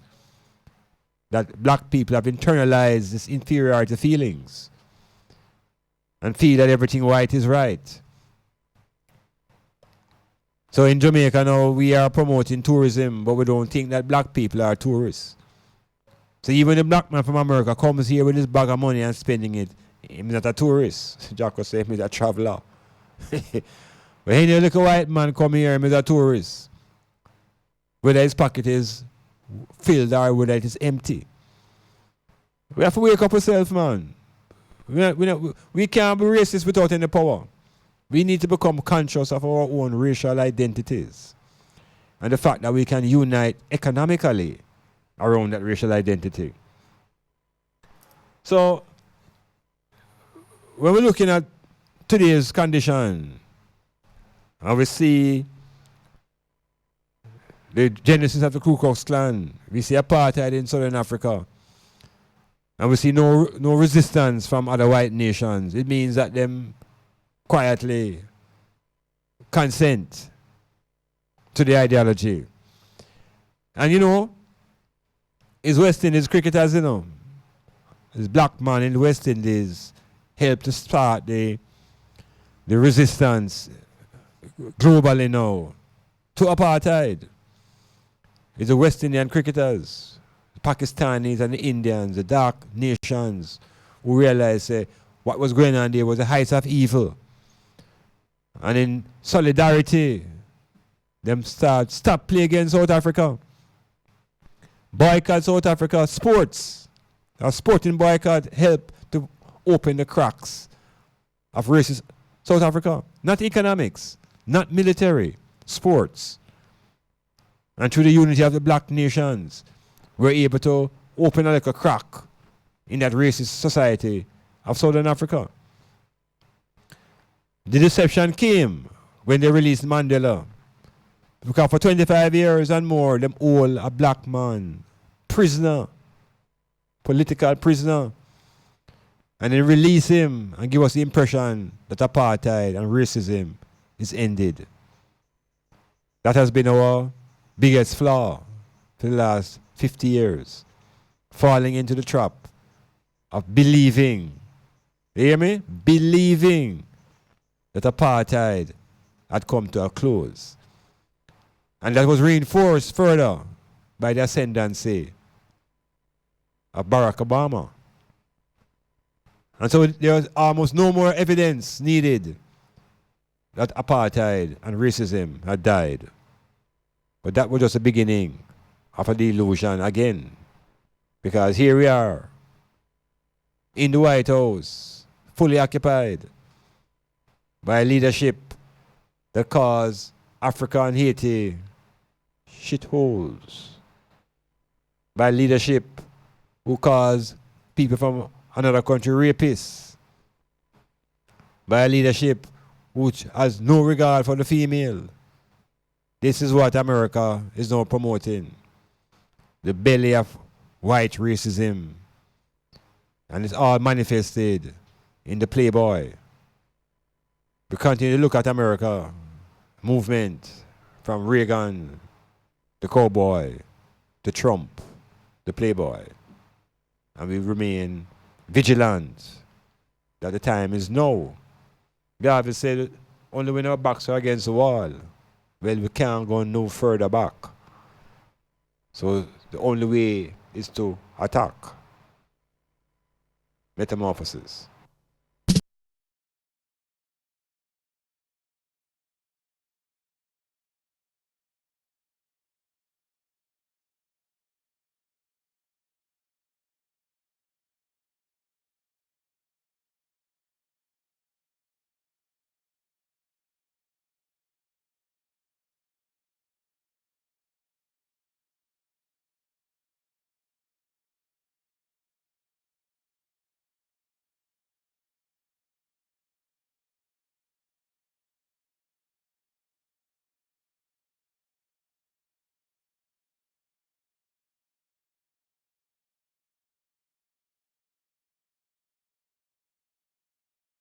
Again, we're healing up all those who are communicating through the WhatsApps.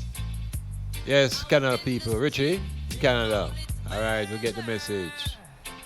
And hit up all others in Canada.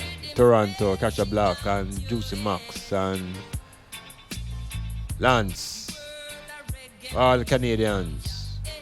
Hold it tight. Metamorphosis is here.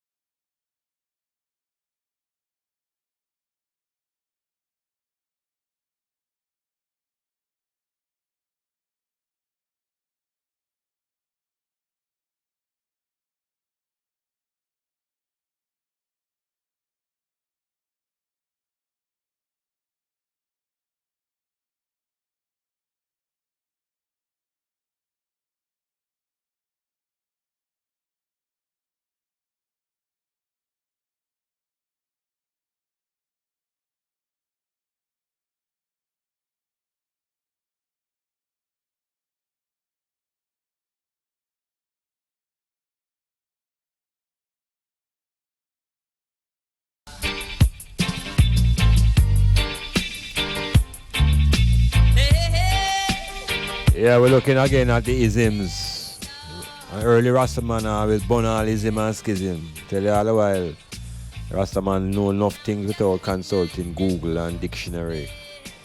Rastaman know enough things through intuition. And that's a mighty power in the African, you know. That's what the Europeans have beaten out of us, our intuitive powers, telling us that everything must be logical and linear. And intuition is what can make leaps and bounds in thought without any, you don't see the connections, but they're there intuitively. Our artists express our intuitive ways, and the Europeans are marveling. So we have to reconnect to ourselves, you know. Yeah, man, intuitive powers of thinking. Women are good at it, and them don't even know sometimes. But they must come up with the answer, and there's no logical path. And sometimes it befuddle the man them, you know, because the man kind of trained to be linear and logical. And if him can't say step by step, him might say, no, go so. The woman them skip the step them and make some serious connections and just reach the end point, and I tell you, say, that is the conclusion. And you tell her, I say, no, but it's intuitive. And sometimes we lack the confidence to trust our own intuitions. Because the Europeans have told us that we are really no good and we can't depend upon ourselves. We have always depend on something outside now to validate what we are thinking inside. Or to reclaim our self-confidence in our own thought. And that's a very important thing to be confident in your own thinking process. It don't mean say you will always be right in what you think. But you must be confident enough to express it and to listen to the differences of others and defend it or make the adjustments as required. You know, Socrates and Plato and Aristotle now, these Greek guys set up models of how I should reason. Them call it debate. And I really know debating, you know. Because when you debate, you put forward arguments, but enough time the argument, them you don't even accept them yourself. Them logical. So then debate don't really necessarily bring forward truth. You see what I mean? No, it just bring forward a kind of logical argument to what you call win points, score points. It's a Greek framework, you know, of question and answers to win points. And as ancient Africans, we used to reason to come to understanding, to come to know self. Never try to win the contest. If you out talk a man and then you win the reasoning. There's no winner to a reasoning, you know. Because reasoning is about exchanging information and perspectives. Nobody wins and nobody loses. But you don't have us thinking like Greeks. Every time a man and a man go in a little reasoning, it turns into a competition.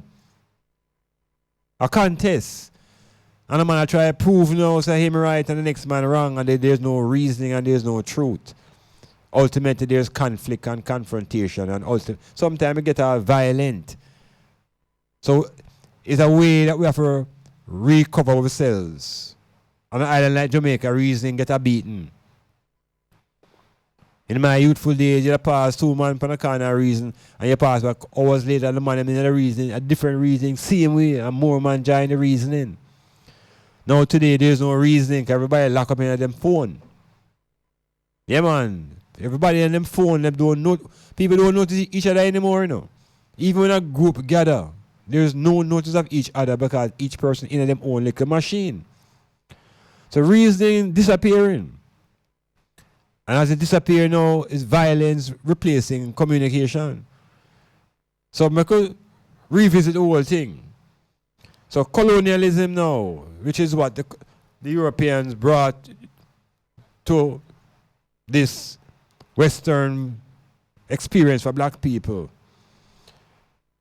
That ism on an island like Jamaica now stood out. And the colonizers were the British. So them bring them culture. Colonialism bring them culture. And the idea now is that their culture is a superior culture. So you talk about now a culture war. The European culture versus the African culture.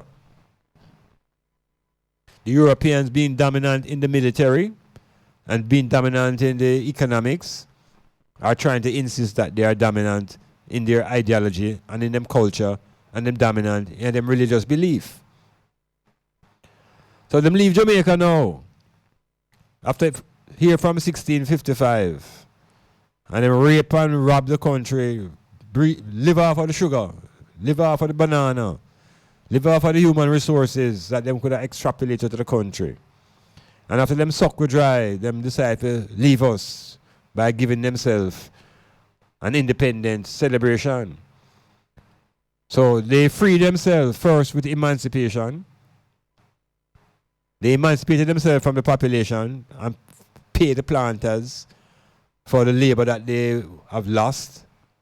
This is the regard that they have for us, you know. These are the inferior people who claiming that they want to rule themselves. But you have to pay for your own freedom. Same with them tax Haiti because Haiti had the nerve to be liberated. So the British now, when them couldn't get anything more out of the rum and the sugar and them exhaust everything, them turn we loose. And in turning us loose, that emancipation left us landless and powerless. No education, no military resources. All that was left for us was the church. And after this adult suffrage thing in the 40s, 44, thereabouts, they would come up with this thing called independence. When the British realized, say, it wasn't just enough to pay off the farmers and get out. They might just stop paying the bills of the country now. And so they would free themselves of the responsibilities of paying the finances of Jamaica. And they call themselves to be independent and set Jamaica loose. And the Jamaican leadership decided to embark on an adventure called industrialization. Industrialization was a process that was supposed to take Jamaica out of poverty, the massive of the population, and get the country to have a base separate from depending on agriculture.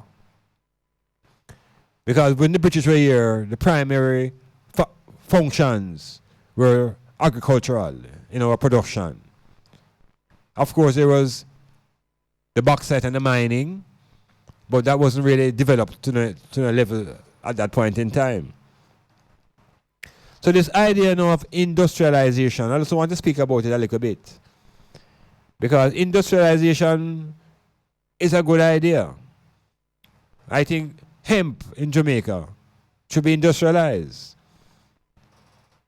What we moved towards industrializing was bauxite and banana. And we began to try to transform these things now from just from a crop into an industry. For example, an industry. But we find that our situation here in Jamaica, we end up with 3 different types of industries in Jamaica. We call the first industry primary. And primary industry now is the basic industries. The fisherman, the farmer, the agriculturists. These are the primary producers. And you could even put mining in that as a primary product. And remember now, you know, that these products usually end up being exported. So we are great producers in Jamaica of primary products. So they call that primary industry. There is another level of industry that we call secondary industry. And there's another level that we call tertiary industry, third level of industry. And part of the enslavement of the black population now has been due to the fact that the black population has been literally locked into primary industry. Secondary industry are the manufacturers.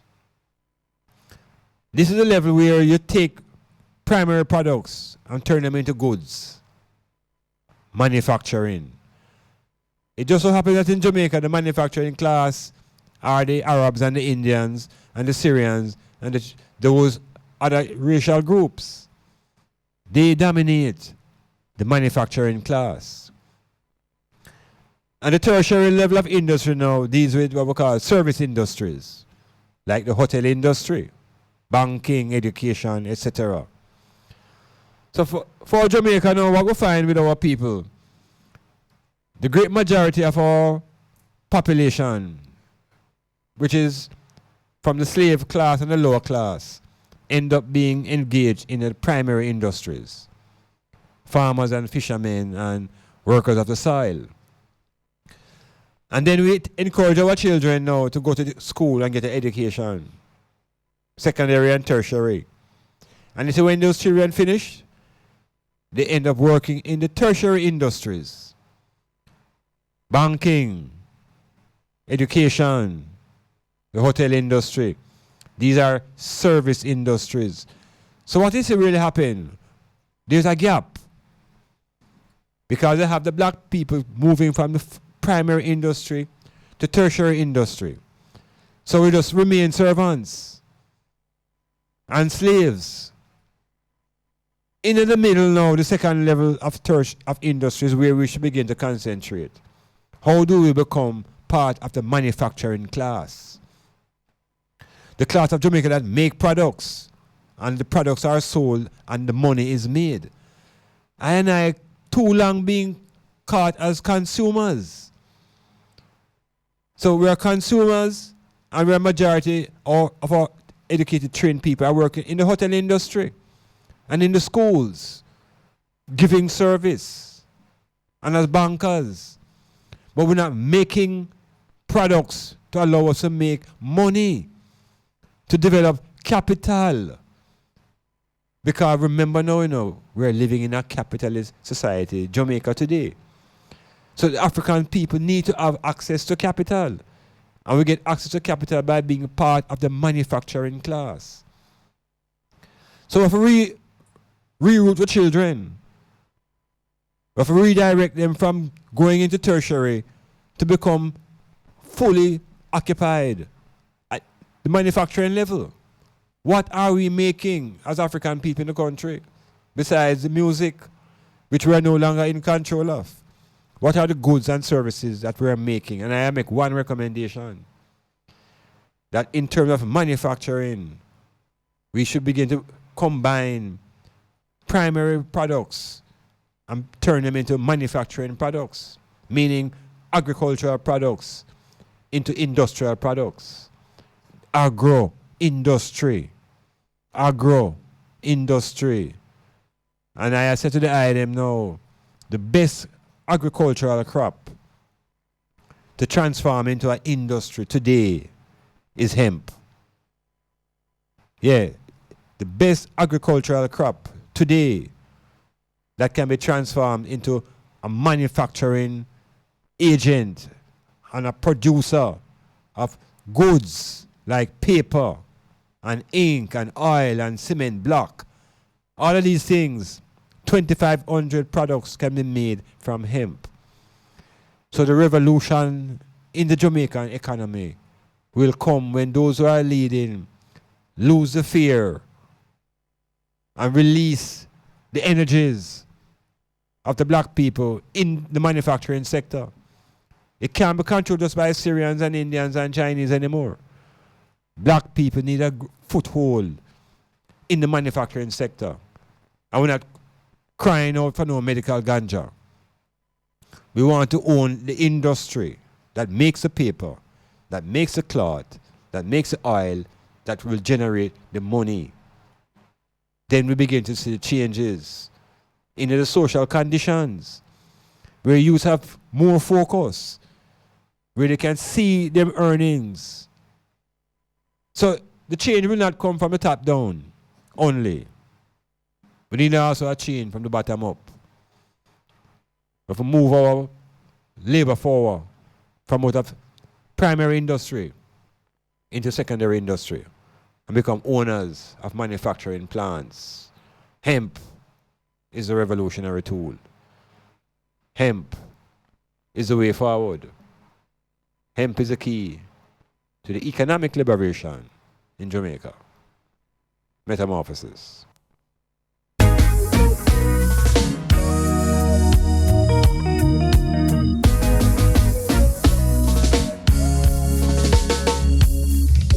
Clifford Guest House, sponsor of Metamorphosis on Monday nights from 9 p.m. to 12 midnight with Dr. Iman Blak. Located at 15 Queen Street, Port Antonio, that's Ditchfield Hill, they offer accommodations for up to 1 month. Call them at 285-0610 for more information.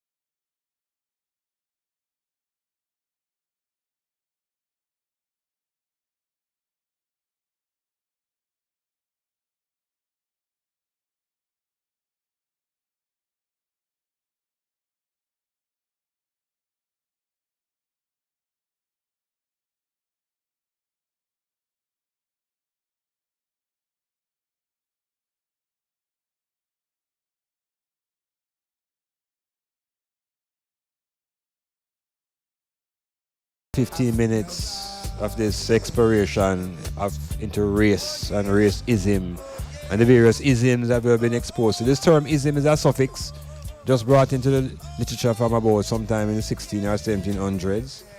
And we see the effects of Nazism, we see the effect of racism, we see how it is applied by the groups like the Ku Klux Klan, who maintain an ideology of supremacy. And there's a constant feeling of inferiority now, that black people have been given. Remember, them tell us that them come to Africa to Christianize way. Because we were living in jungles. And so we had to have saviors like Tarzan to fly through, like a white man flying through the jungle, and him alone control all the animals, and all the slaves are like Dumbo. Get the imagery of Hollywood. And Hollywood has promoted this racist ideology. Hollywood is another racist institution that is suddenly now being exposed as a site for sexual predator behavior. And we realize that this sexual predatory behavior now is not just in Hollywood in America, but in literally all institutions that are controlled by men, where the power rests in the man them. And in this Western world, it's mostly institutions controlled by white men. It doesn't mean that black man not in there trying to what we call benefit from the institution. But it is there. And so Hollywood has always projected racist movies to maintain the superiority of white people. It does it with movies about Egyptian and African people, that they turn Egyptians into white people using white actors from Hollywood to project Pharaoh and to project all of the black historically African people. Hollywood project them as white people. Hollywood project all demons as wearing a little black mask. So it's one of the most important institutions in America. And out of Hollywood, we get Ronald Reagan. And out of Hollywood, we get Donald Trump. Greetings. Greetings, Mr. Iman Blak. As is. Yes. Like the truth I revealed to the people now. Come again. You're not sounding clear. Yes. Like the truth I revealed to the Jamaican people, the black people. Yes. Yes. So what is what you know? Something about world war. Say it one more time. Like the truth. Yeah. Revealed us now. Yes. We as black people. Yes. Yes. So this is gonna bring out war now because black people are going to start coming to them right now. Well, war if people who disagree with our uniting, but we now go war against ourselves, and we now look nobody for war against. No. We are looking to organize ourselves, but if a man don't like how we organizing himself and want to bring war to it, we'll be organized. You understand? In other words, no, we're not preparing ourselves for war with nobody now. We're preparing ourselves to get united. That we can defend ourselves when the war come against we.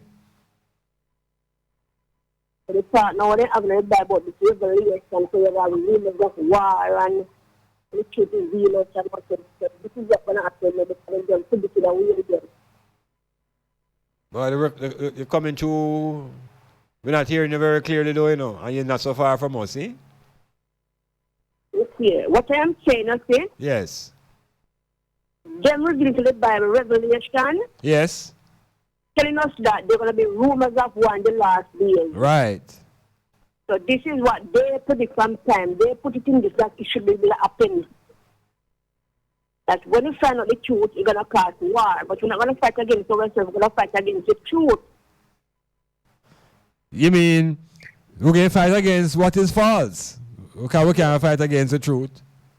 Yes. Fight against what is, yes. Yeah, we're going to fight against what is false. As we discover what is false, we're going to fight against it. But I understand what you mean. You see this idea of wars and rumors of war, a lot of people get caught into that phrase, And wars have been, look here, war fighting in Europe for 100 years, You didn't know that?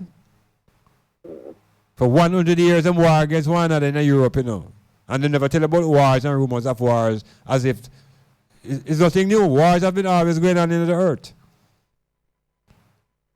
So that shouldn't make us any more nervous. We should become more conscious. Yes. What do you say? That's true. And you bring out some things that we know more find out. Because we have in front of me a book and I was talking about this the break and put every African woman. Speak up a little louder. The breaking I'm reading a book that's in the breaking process of the African woman. Okay. So what are you learn? What have you gathered from that book? I'm learning about all the brutalized women and all them take this gen over our head, or them control and people. Because reading the book now, man supposed to go out and take care of the woman. The woman must stay home, take care of the home. Yeah.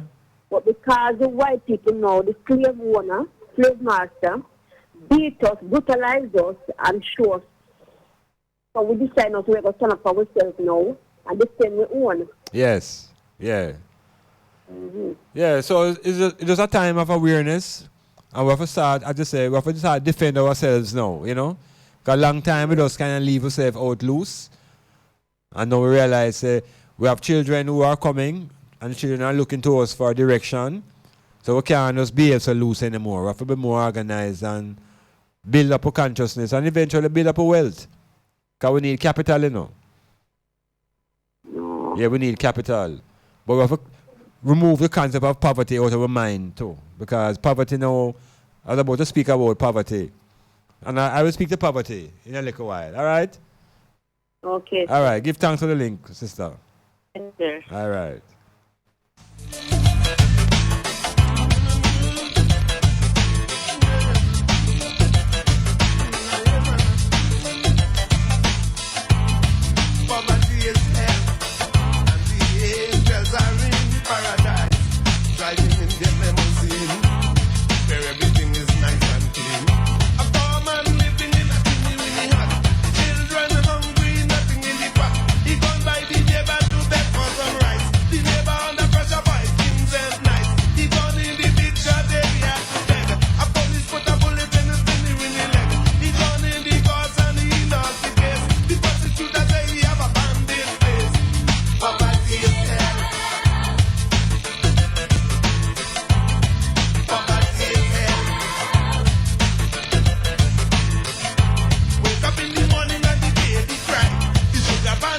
Yeah, we're in a time now where, as the sister mentioned, now, Book of Revelations, a lot of people in the Western world, now, black people, who have been indoctrinated into that King James book as the book of the holy book.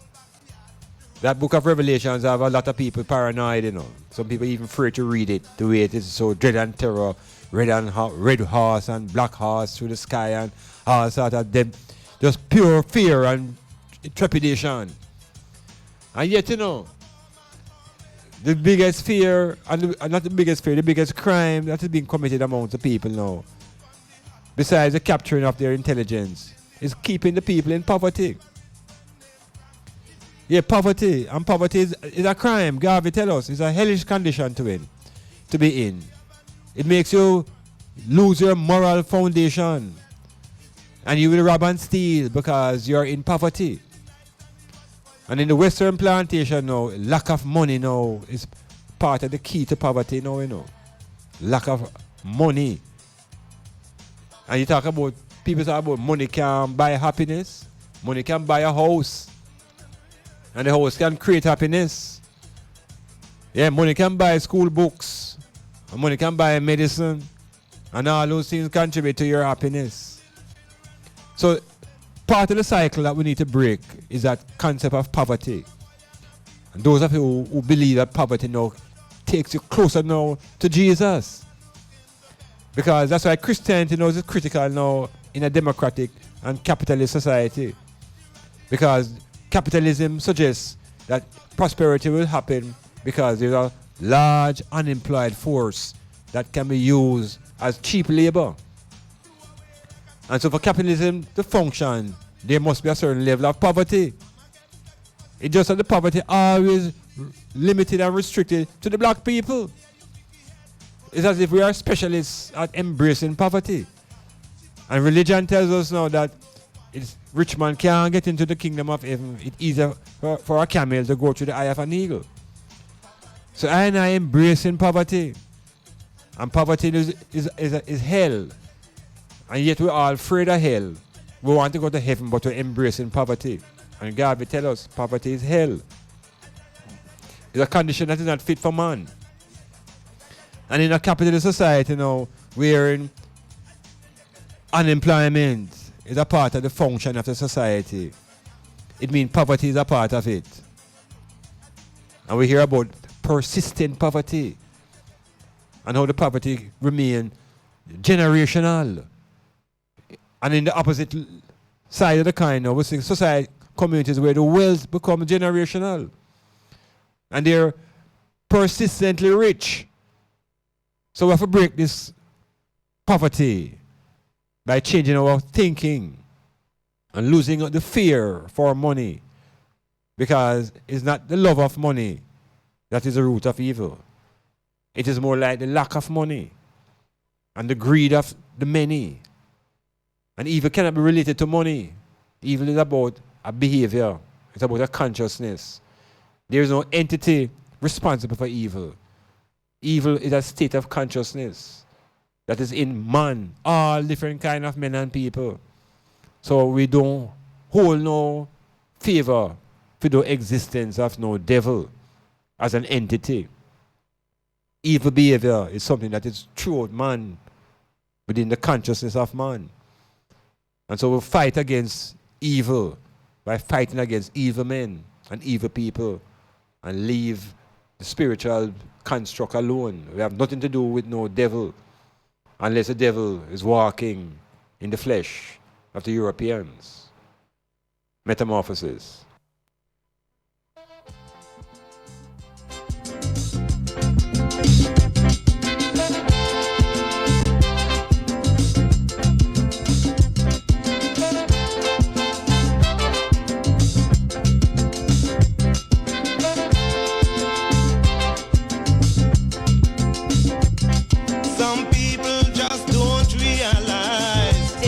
Caribbean vibe. The feelings they should exercise. Well, every day it's the same old thing. Just fooling and fooling. Well, I don't want to be a fool. I rather much to take it cool. There's one thing you could do for me. It's nice and easy. Treat me nice. Treat me nice. Don't promise me the skies. You know I don't believe in lies. Don't promise me the world. It's too heavy for my soul. Treat me nice. Treat me nice.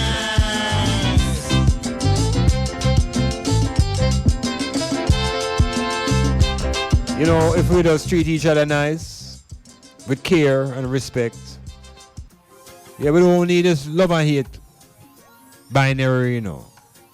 We can jettison, we can abandon love and hate and upgrade and embrace care and respect. That is the foundation to the unity that we need socially. Care and respect. And if a man don't agree with you, it doesn't mean he disrespect you. Him disagree with you. And when him agree with you, it don't mean him respect you.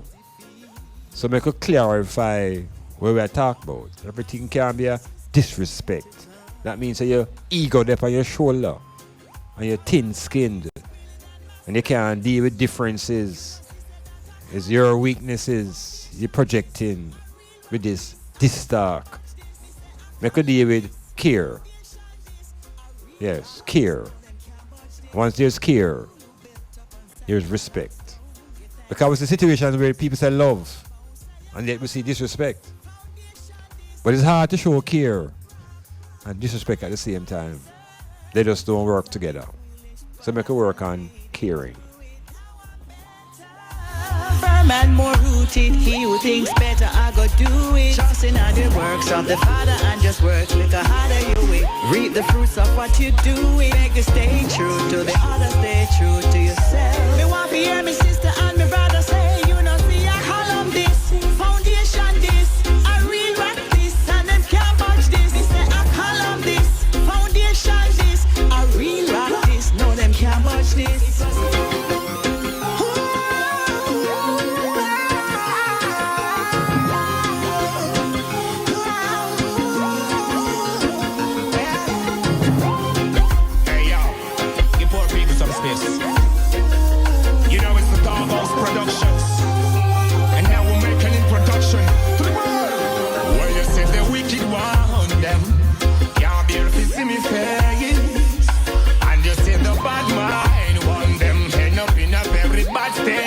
Yes, Jojo, we see your comment. Jojo said the people need to realize that changes start from the grassroots. Politicians are all in it for themselves. They don't have the power to make real changes, just token changes. This British said he's in Canada and the politicians preach raising the minimum wage. So the minimum wage went up as well as the price of everything else. So one step forward and two step back. Yeah, politicians, they're all out for themselves. They go in poor in Jamaica and they come out landowners. So I never say, to be or not to be, that is a question in reference to the white man. Whether it is know that if the mind to suffer, that is a Shakespeare quotation. Alright. Yeah, so Metamorphosis on the way out, giving thanks again for Cassidy's presence on Styles FM. And all the listeners who have participated in the text lines and the WhatsApp. All the listeners in Port Antonio, all the St. Thomas peeps, Hampton Court, straight round to Bull Bay, right into Harbourview, and right through Western Portland into Natta Bay, down into St. Anne's, North